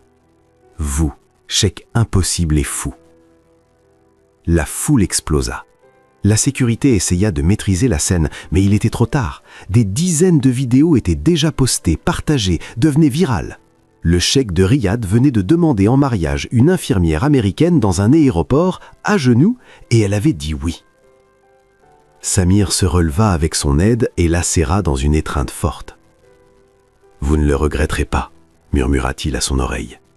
Je sais, rit Émilie, mais vous, probablement si. J'y compte bien. Ils restèrent là, enlacés, au milieu du chaos, pendant que le monde regardait. Et quelque part dans le palais Aladi, Rachid regardait les vidéos virales en ligne avec une expression d'horreur pure, parce que son frère venait de faire l'impensable et qu'il n'y avait plus de retour en arrière. La vidéo atteignit 2 millions de vues en 4 heures. Émilie regardait les chiffres grimper sur son téléphone tandis que la voiture officielle franchissait les grilles du palais Aladi. À côté d'elle, Samir lui tenait la main fermement, comme s'il avait peur qu'elle disparaisse. « Vous êtes sûr de ça ?» demanda-t-elle pour la 10e fois. « Complètement, » répondit-il pour la 10e fois. « Il est encore temps pour moi de retourner à l'aéroport, prendre le vol suivant, faire comme si rien de tout ça n'était arrivé. » Samir se tourna vers elle. « Vous voulez partir ?» Émilie plongea son regard dans le sien et dit « Non. » Mais je ne veux pas non plus que vous perdiez tout à cause de moi. Alors faisons en sorte que ça n'arrive pas. La voiture s'arrêta à l'entrée principale. Rachid les attendait déjà, et il n'avait pas l'air en colère, il avait l'air terrifié. La salle du conseil était encore plus tendue que la dernière fois. Les 7 membres du conseil étaient assis, Rachid au centre, mais sans son arrogance habituelle. Il y avait quelque chose de brisé dans sa posture. Le docteur Kamal était assis à côté de lui, tenant un épais dossier, l'air mal à l'aise. Et Fatima, dans un coin, observait tout attentivement. Émilie et Samir entrèrent main dans la main. Rachid ne claqua pas le dossier sur la table. Il regarda simplement son frère avec une expression mêlant douleur et désespoir. « Tu ne comprends pas ce que tu as fait, » dit-il calmement. « Tu ne comprends pas le risque. » Samir fronça les sourcils. Le risque ? Rachid, j'ai déclaré mon amour à la femme que j'aime. Quel risque y a-t-il là-dedans ? Le risque de te perdre à nouveau. Rachid se leva d'un bond. Le risque de te voir te donner complètement à quelqu'un et puis... Il ne termina pas la phrase. Mais il n'avait pas besoin. Un silence emplit la pièce comme une fumée lourde. Émilie comprit avant Samir. « Vous avez peur que je lui fasse du mal ?» dit-elle doucement. Comme Amira quand elle est morte ? Rachid se tourna vers elle, les yeux brillants. « Vous ne comprenez pas. Personne ne comprend. » Il pointa Samir du doigt. « Quand Amira est morte, j'ai vu mon frère s'effondrer. Il ne mangeait pas. Il ne dormait pas. Il ne parlait pas. Il a simplement disparu. Et j'ai juré que je ne laisserai plus jamais ça arriver. » Samir avança d'un pas. « Alors tu m'as gardé prisonnier. Tu m'as gardé malade. Je t'ai gardé en sécurité. » Rachid se frappa la poitrine. « Si tu n'aimes pas, tu ne peux pas perdre. Si tu ne te donnes pas, tu ne peux pas te briser. Je faisais ce qu'il fallait pour te protéger. En m'isolant, en me contrôlant, en m'empêchant de vivre, en t'empêchant de souffrir. Mais je souffrais, » Samir cria. « Tous les jours, en silence, seul, parce que tu avais décidé que j'étais trop fragile pour faire mes propres choix. » Le docteur Kamal s'éclaircit la gorge. « Votre Altesse, Rachid, peut-être est-il temps de... »« Taisez-vous, Kamal, » dit Rachid, mais sans colère, juste de l'épuisement. Émilie regarda le docteur Kamal et réalisa qu'il n'était pas un méchant, juste un homme qui suivait les ordres de quelqu'un qu'il respectait. « Docteur Kamal, » dit-elle doucement, « croyez-vous vraiment que garder Samir malade l'aidait ?» Le docteur Kamal détourna le regard. « J'ai suivi le protocole établi par son Altesse Rachid. Il connaît le cheikh mieux que quiconque. J'ai simplement fait mon devoir. » « Non, » dit Samir fermement. « Il ne me connaît pas. Il connaît la version brisée de moi qu'il a contribué à créer. » Rachid se tourna vers lui comme s'il avait été giflé. « Je t'ai protégé. Tu m'as étouffé. Parce que je t'aime. » La voix de Rachid se brisa sur le dernier mot. Et pour la première fois depuis qu'Émilie l'avait rencontré, elle vit des larmes dans ses yeux. « Quand Amira est morte, » murmura Rachid, « je t'ai tenu pendant que tu pleurais. Je t'ai porté quand tu ne pouvais plus marcher. Je t'ai nourri quand tu refusais de manger. Et j'ai vu vouloir renoncer à la vie. Il s'essuya les yeux avec colère. « J'ai failli te perdre, et ça m'a détruit moi aussi. Je ne revivrai pas ça, je ne peux pas. » Le silence qui suivit fut différent. Ce n'était pas de la colère, c'était de la compréhension. Samir resta immobile un long moment. Puis, lentement, il s'approcha de son frère et posa une main sur son épaule. « Rachid, regarde-moi. » Rachid leva les yeux. « Je sais que tu essayais de me protéger. Je sais que tu as agi par amour. Mais tu ne peux pas me garder en cage toute ma vie juste parce que tu as peur que je vole et que je me fasse mal. » Samir inspira profondément. Vivre, c'est prendre des risques. Aimer, c'est prendre des risques.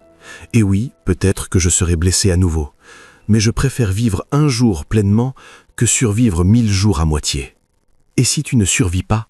murmura Rachid. « Et si ça te détruit ?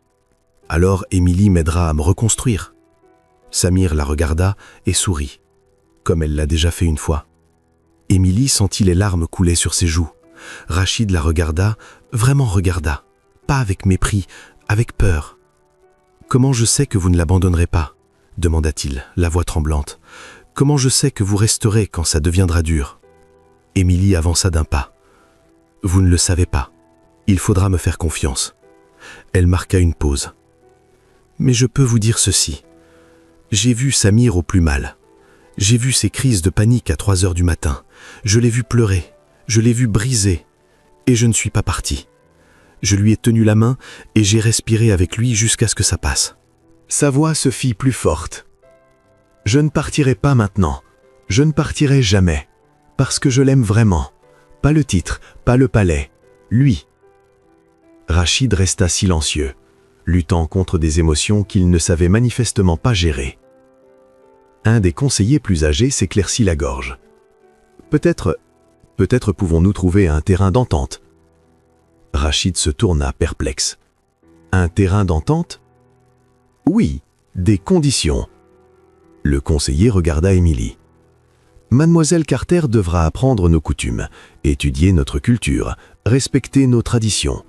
Le mariage devra suivre le protocole royal complet et... » Il marqua une pause.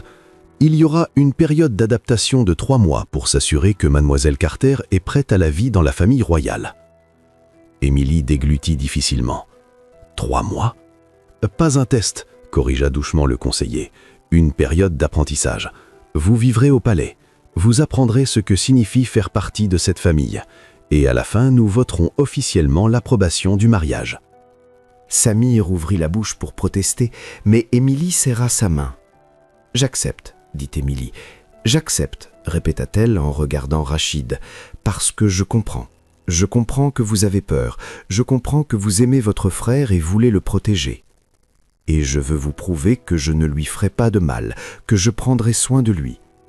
Alors je resterai.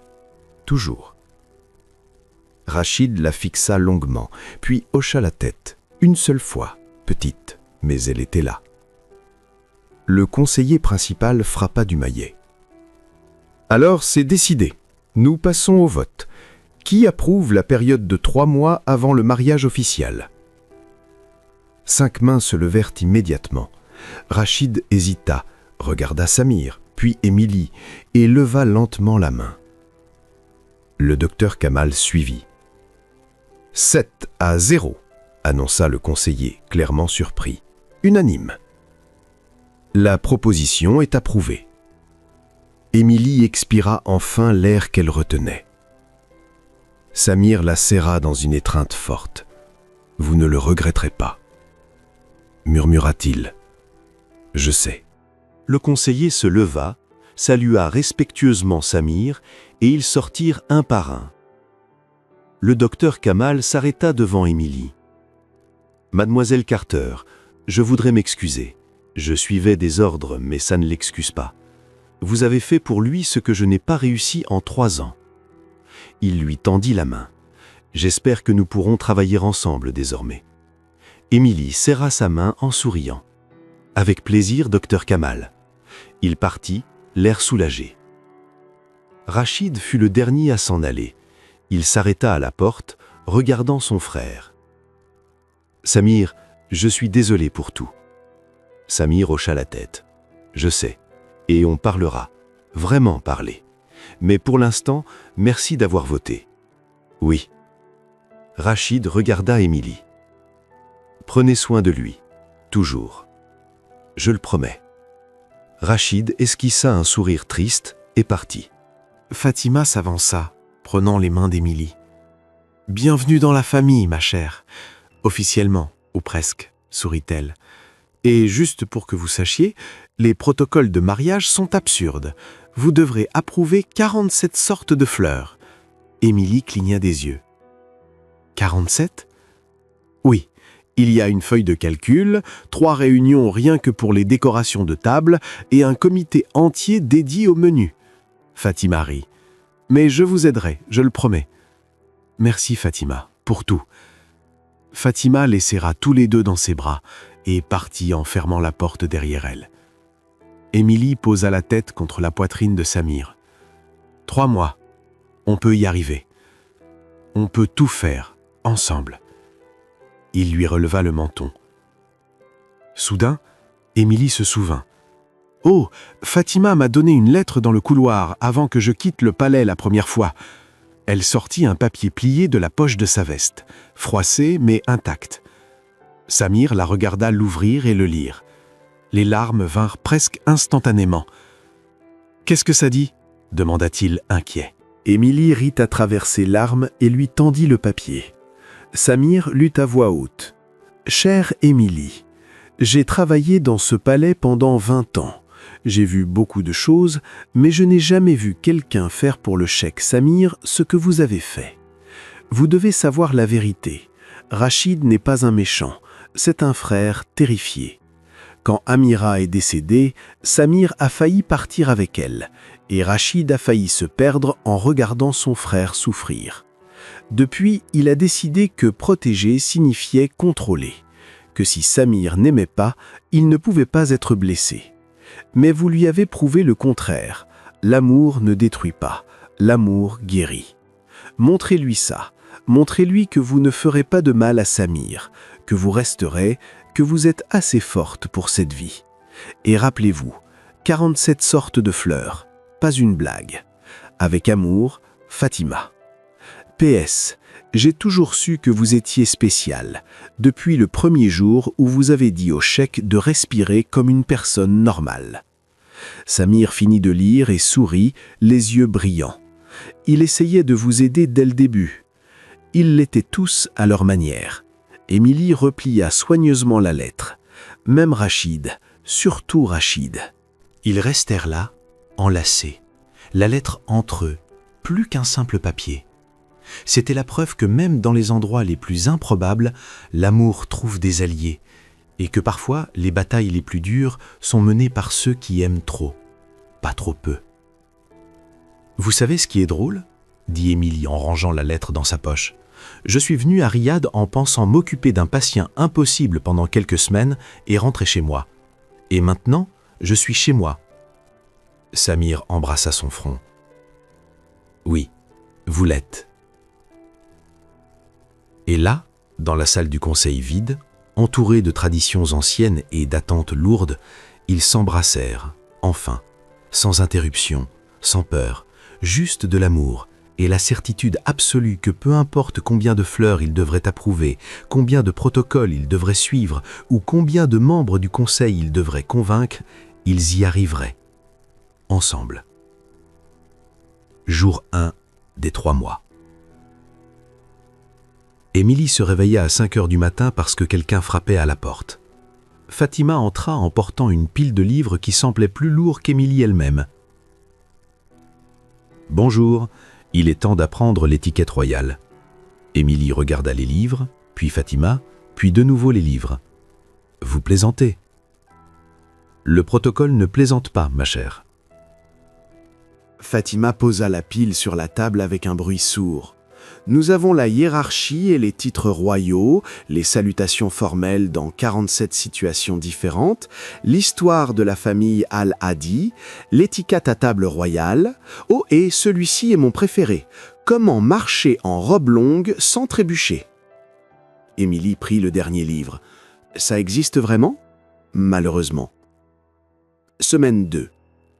Émilie était assise dans une pièce entourée de 5 dames âgées de la cour, toutes la regardant comme des faucons étudiant une proie. « Maintenant, ma chère, dit l'une d'elles en ajustant ses lunettes, montrez-nous la salutation formelle pour un ambassadeur étranger de niveau 2. » Émilie se leva, fit une révérence gracieuse, baissa le regard exactement 3 secondes et se redressa. Les dames échangèrent des regards. « Parfait, » admit l'une d'elles, surprise. Émilie sourit. Une petite victoire. Puis une autre dame parla.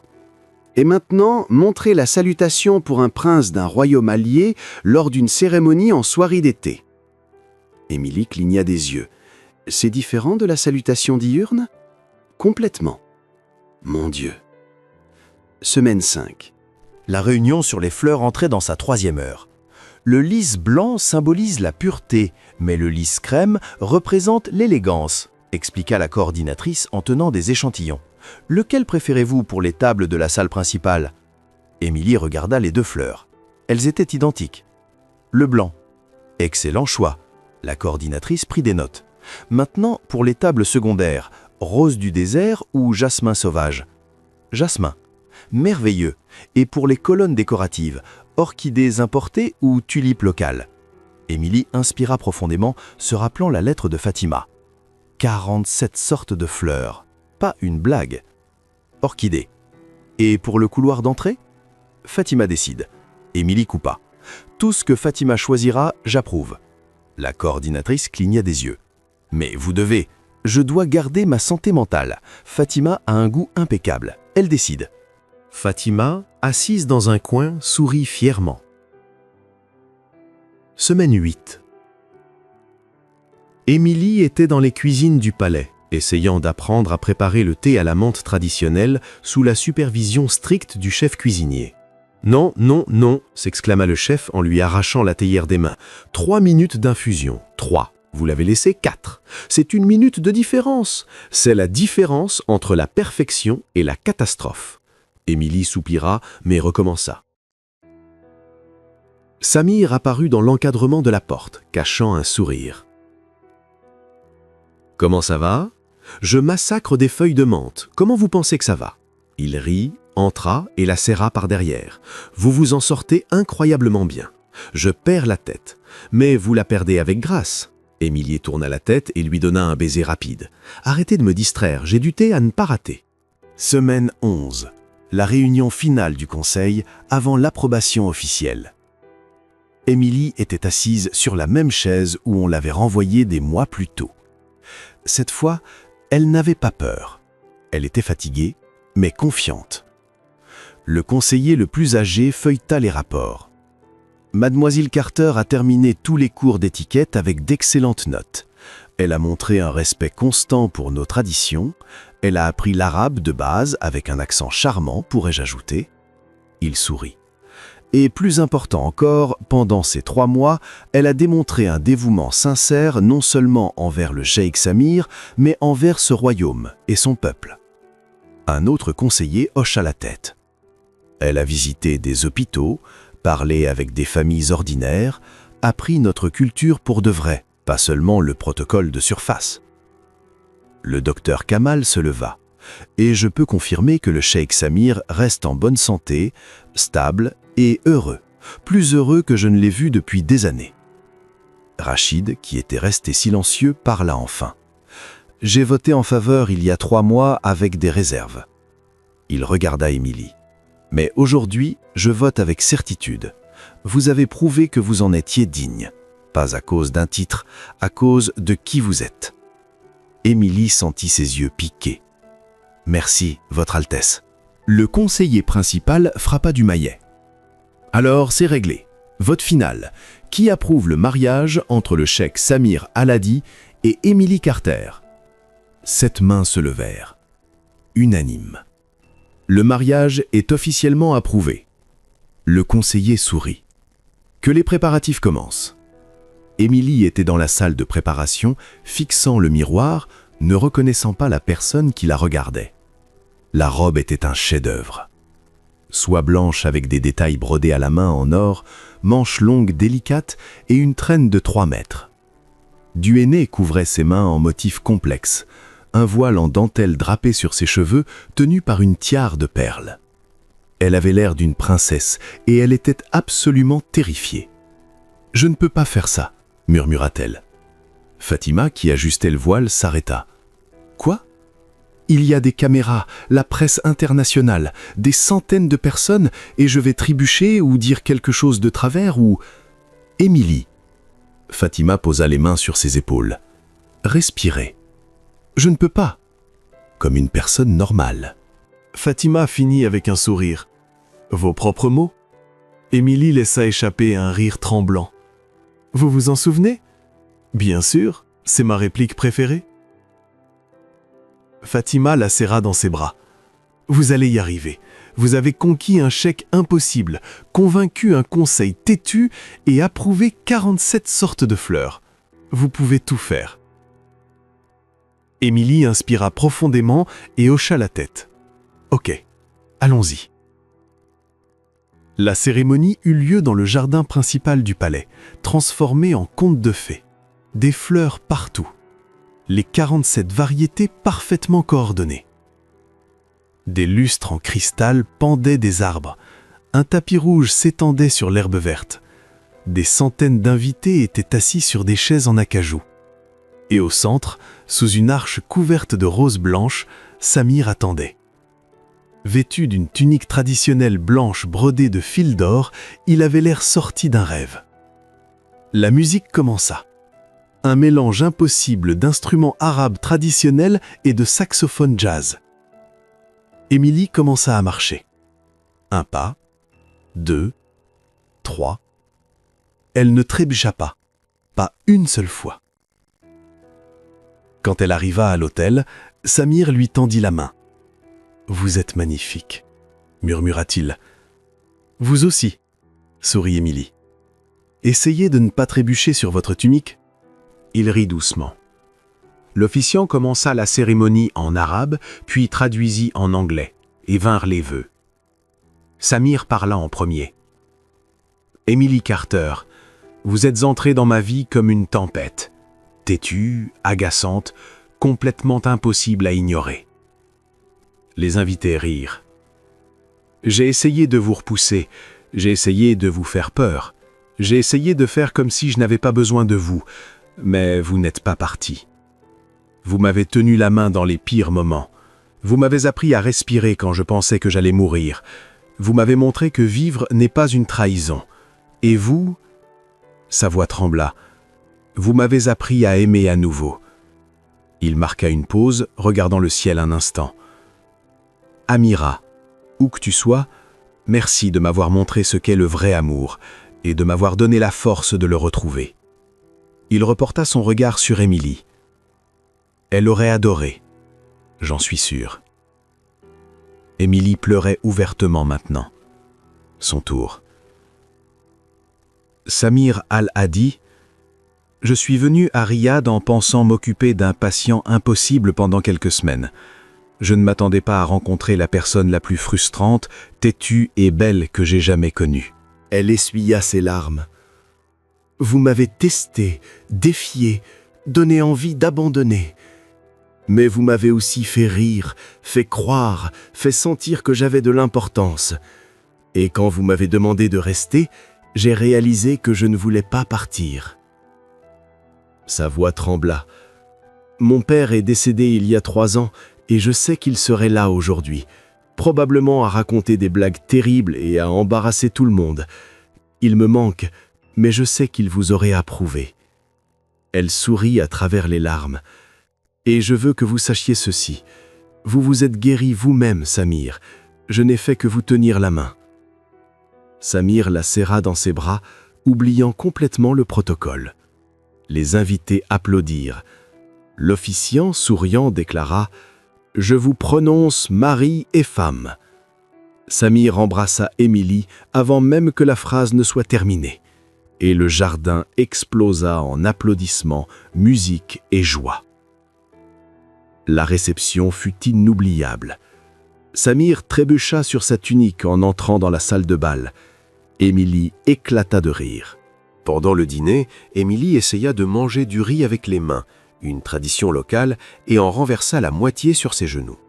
Samir essaya de l'aider et renversa le reste. Fatima prononça un discours hilarant sur la période d'essai de 3 mois. Émilie brûla de l'encens lors d'une cérémonie et dut ouvrir toutes les fenêtres de la salle. Émilie confondit bonne nuit avec bon appétit et laissa un ambassadeur complètement perplexe. Émilie tenta de préparer du thé à la menthe et manqua causer un incident diplomatique avec le chef cuisinier. Les invités rirent de bon cœur. Émilie cacha son visage dans ses mains, mais Fatima continua, son ton s'adoucissant. Elle n'a jamais abandonné. Elle a appris, elle a grandi et elle mérite d'être ici. À la santé des jeunes mariés, tout le monde leva son verre. Puis Rachid se leva. La salle devint silencieuse instantanément. Émilie serra la main de Samir. Rachid marcha jusqu'au centre, prit le micro et regarda les 2 mariés. Je dois m'excuser publiquement. Sa voix tremblait. J'ai fait des choses terribles en pensant protéger mon frère. Je l'ai gardé prisonnier par peur. J'ai failli détruire son bonheur. Il regarda Émilie. Et j'ai failli vous perdre avant même de vraiment vous connaître. Il s'approcha de la table des mariés. Émilie, merci de ne pas avoir abandonné, de m'avoir prouvé que j'avais tort, d'aimer mon frère comme il mérite d'être aimé. Les larmes coulaient maintenant sur son visage. Samir se leva, rejoignit Rachid et le serra dans ses bras. Les 2 frères restèrent là, enlacés, à pleurer, tandis que des années de douleur et de contrôle se dissolvaient enfin. Il n'y avait pas un œil sec dans la salle. Quand ils se lâchèrent enfin, Rachid sourit. « Maintenant, va danser avec ta femme, avant que je pleure encore plus et que je ruine ma réputation. » La musique reprit. Samir tendit la main à Émilie. « Puis-je avoir cette danse ?»« Vous pouvez les avoir toutes. » Ils dansèrent maladroitement, se marchant sur les pieds, riant comme des enfants. Et quand la nuit prit fin, quand les invités partirent, quand les lumières s'éteignirent, Émilie et Samir restèrent dans le jardin vide, encore en tenue de mariage, assis par terre au milieu des fleurs. « Lune de miel demain, dit Samir. Les Caraïbes, 2 semaines. Pas de protocole, pas de conseil, rien. Juste toi et moi. Juste nous. » Émilie posa la tête sur son épaule. « Parfait. » Et là, sous les étoiles de Riyad, le cheikh impossible et l'infirmière têtue commencèrent leur vie ensemble, enfin complètement heureux. La lune de miel aux Caraïbes fut intéressante. Samir avait insisté sur le fait qu'il savait surfer.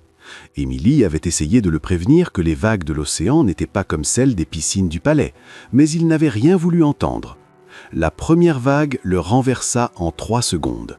Il remonta à la surface en crachant de l'eau salée, les cheveux plaqués sur le visage, essayant de garder sa dignité. « C'était stratégique !» cria-t-il. Émilie, allongée sur le sable avec des lunettes de soleil et une épaisse couche de crème solaire, agita simplement la main. « Bien sûr, chérie, très stratégique !» Il réessaya, tomba, et encore, et encore. À la 5e tentative, Émilie prit une photo qu'elle chérirait pour toujours. Samir Al-Hadi, cheikh de Riyad, planche de surf sur la tête, défaite totale sur le visage. Elle rit si fort qu'elle en pleura. Et Samir, en la voyant rire comme ça, libre, heureuse, complètement à l'aise, décida que ça valait la peine de se faire renverser par les vagues tous les jours juste pour entendre ce son. Bien sûr, Émilie ne s'en sortit pas beaucoup mieux. Le 2e jour, elle oublia de remettre de la crème solaire et devint rouge comme une écrevisse. Samir passa toute la nuit à appliquer du gel d'aloe vera pendant qu'elle se plaignait d'être littéralement en train de cuire. « Tu es infirmière » la taquina-t-il. « Tu devrais connaître la protection solaire. »« Je la connais, j'ai juste oublié que le soleil des Caraïbes est pratiquement un four. »« Tu ressembles à un homard, Samir. Un très joli homard. » Ça n'aide pas. Mais il continua à appliquer le gel, doux et patient. Et Émilie réalisa que c'était l'homme qu'elle avait épousé, quelqu'un qui prenait soin d'elle dans les moments ridicules autant que dans les sérieux. De retour au palais, s'adapter à la vie de couple apporta ses propres défis comiques. Émilie était déterminée à apprendre l'arabe, Samir était déterminé à apprendre à faire un petit déjeuner américain. Les deux échouèrent spectaculairement. Un matin, Émilie entra dans la cuisine et salua Fatima avec ce qu'elle pensait être « bonjour ». Fatima la fixa. « Vous venez de dire « belle chaussure ». Quoi ? Littéralement « belle chaussure », comme si vous saluiez une chaussure. Samir, qui essayait de faire des pancakes et en avait déjà brûlé 3, rit si fort qu'il manqua brûler le 4e aussi. « Ne te moque pas de moi », protesta Émilie. « Toi, tu n'arrives même pas à faire des pancakes. Les pancakes sont impossibles. Comment vous, les Américains, faites pour que ça ait l'air si facile ? En suivant la recette. Je la suis. Tu as mis du sucre au lieu du sel. » Samir regarda le bol, goûta la pâte et fit une grimace. « Oh !» Fatima lui prit le bol des mains et prit le relais. « Vous deux êtes des catastrophes en cuisine, mais des catastrophes adorables. » Émilie et Samir se regardèrent et sourirent. Des catastrophes adorables. Elles pouvaient vivre avec ça. Au fil des mois, l'idée de la clinique commença à prendre forme. Émilie travailla sans relâche avec le docteur Kamal, conception des programmes, formation du personnel, établissement des protocoles. Samir utilisa son influence pour obtenir des financements et l'approbation officielle. Et Rachid, étonnamment, devint l'un de leurs plus fervents soutiens. « J'ai passé des années à essayer de cacher la faiblesse », dit-il lors d'une réunion. « Mais il est peut-être temps de montrer que la vraie force, c'est admettre quand on a besoin d'aide. » La clinique ouvrit ses portes 6 mois après le mariage.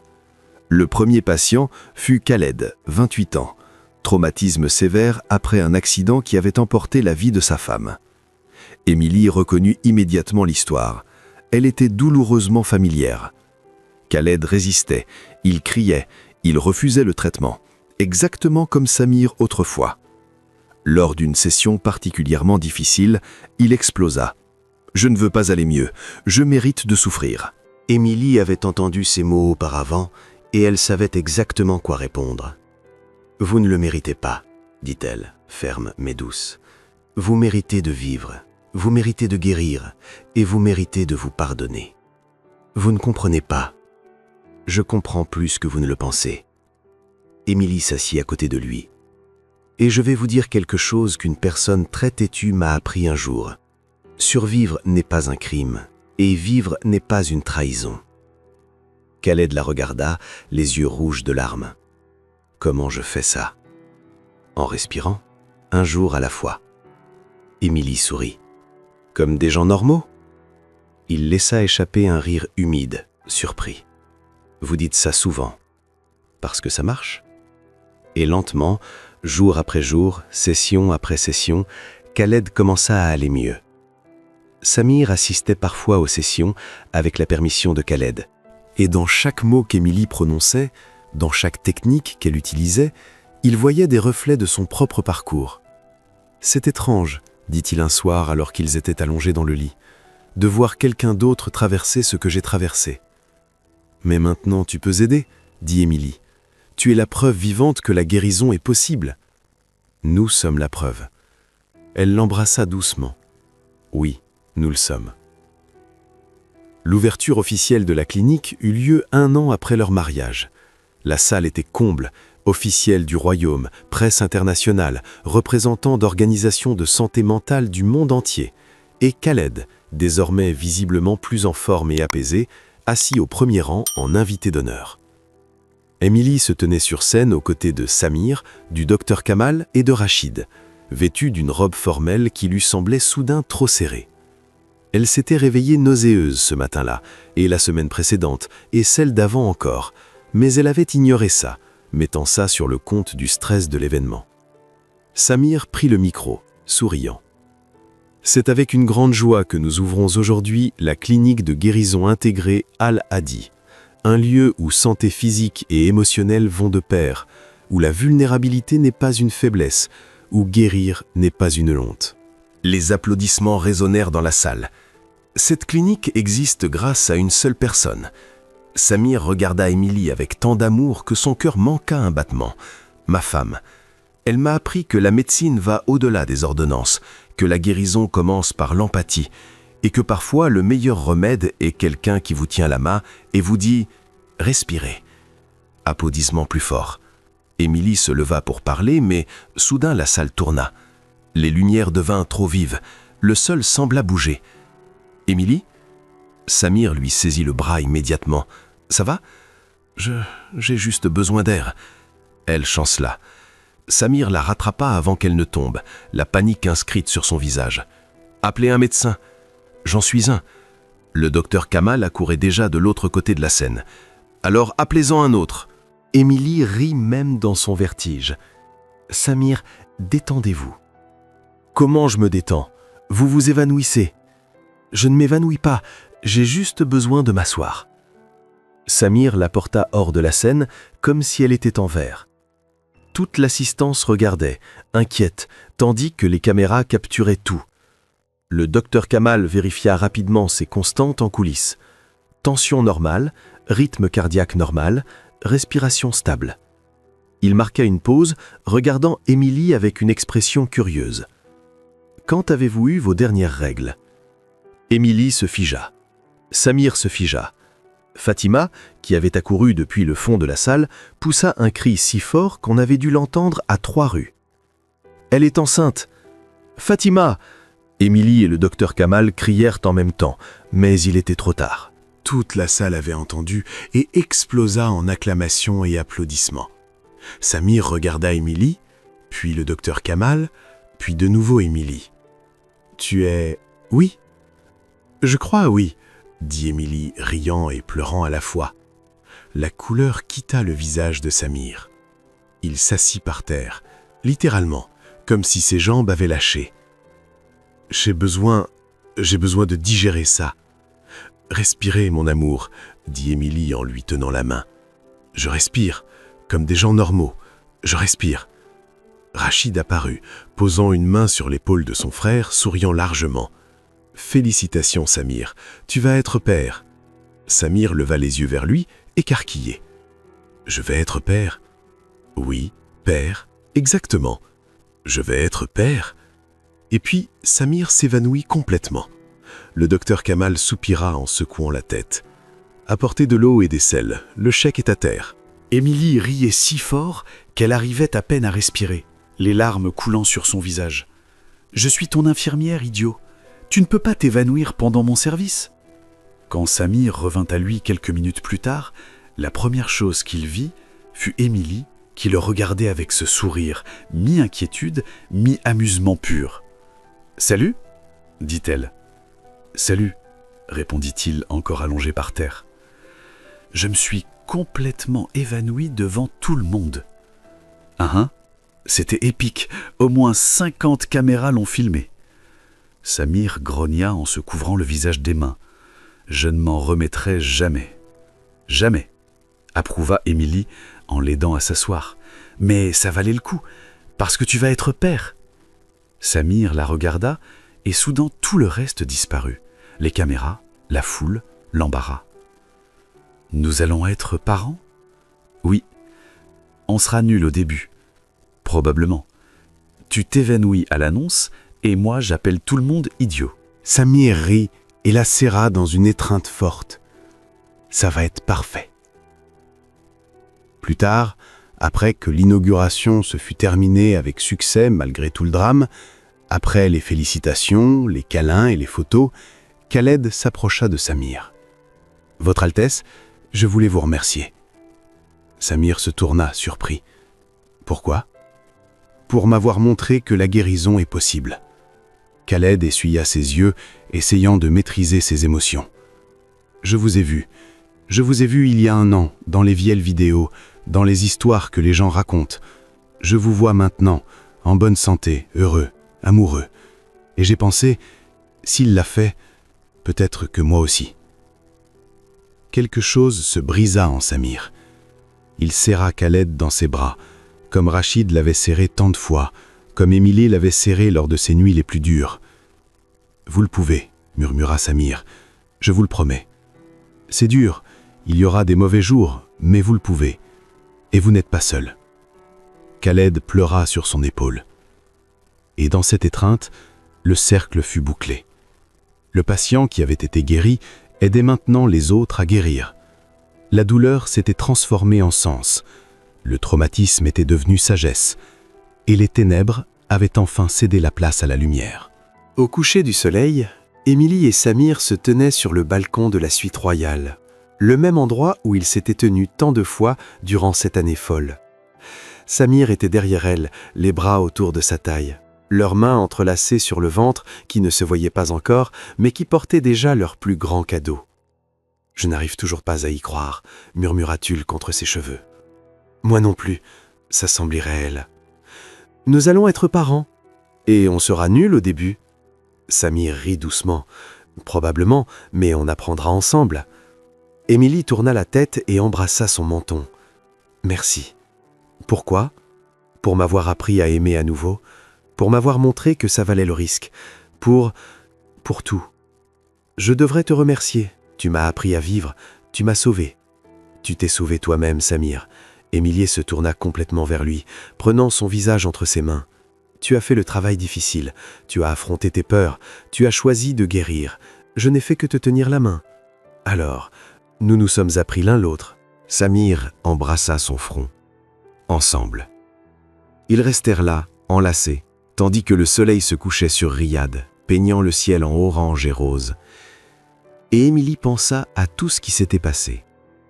Les 15 infirmières qui avaient fui avant elle, le chèque impossible que personne ne pouvait sauver, la lettre pliée que Fatima lui avait donnée, pleine de sagesse et d'espoir, les 3 mois de protocoles absurdes et de 47 sortes de fleurs, l'aéroport où tout avait changé, le mariage qui avait uni 2 cultures et 2 âmes, et maintenant une clinique pleine d'espoir, un mariage plein d'amour, une vie pleine de sens et un bébé en route.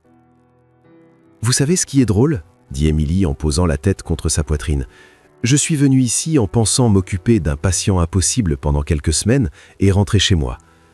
Et je suis tombée sur mon chez-moi, ma famille, mon avenir. » Elle leva les yeux vers lui, souriant à travers ses larmes heureuses. « Je suis tombée sur tout. » Samir la serra plus fort, comme s'il voulait garder cet instant pour toujours. Nous tous les deux. Et là, sur le balcon du palais Al-Hadi, tandis que Riyad scintillait sous le ciel étoilé et que la première étoile du soir apparaissait à l'horizon, 2 âmes qui avaient été brisées autrefois, l'une par un traumatisme profond, l'autre par la solitude et la perte, étaient enfin entières. L'infirmière que personne ne supportait avait guéri le chèque impossible. Et ensemble, ils s'étaient guéris mutuellement. Et maintenant, ils passeraient le reste de leur vie à guérir le monde. Un patient à la fois, une respiration à la fois, une main tenue à la fois. Comme des gens normaux. Parce qu'au final, c'est cela qui faisait toute la différence. Pas les titres, pas le palais, pas les traditions ni les protocoles, mais l'humanité simple de 2 personnes qui refusaient d'abandonner l'une l'autre. C'était l'amour qui guérissait quand la médecine ne pouvait pas. C'était la vulnérabilité qui apportait la force. Et c'était le courage de respirer ensemble quand tout semblait impossible. Leur histoire ne s'arrêtait pas là. Elle ne faisait que commencer, parce que le vrai amour n'est pas une fin heureuse, c'est le début de toutes les autres. Fin. Et vous, si vous étiez Émilie, auriez-vous accepté de vous occuper du patient impossible, ou auriez-vous fui comme les 15 infirmières avant elle? Dites-le nous en commentaire. Nous voulons tout savoir de ce que vous avez ressenti en écoutant cette histoire. Chaque rire, chaque larme, chaque moment qui vous a fait croire que l'amour et la guérison peuvent tout changer. Sur une échelle de 0 à 10, quelle note donneriez-vous à cette histoire? N'oubliez pas de vous abonner à la chaîne et d'activer les notifications pour recevoir d'autres histoires touchantes comme celle-ci. À la prochaine!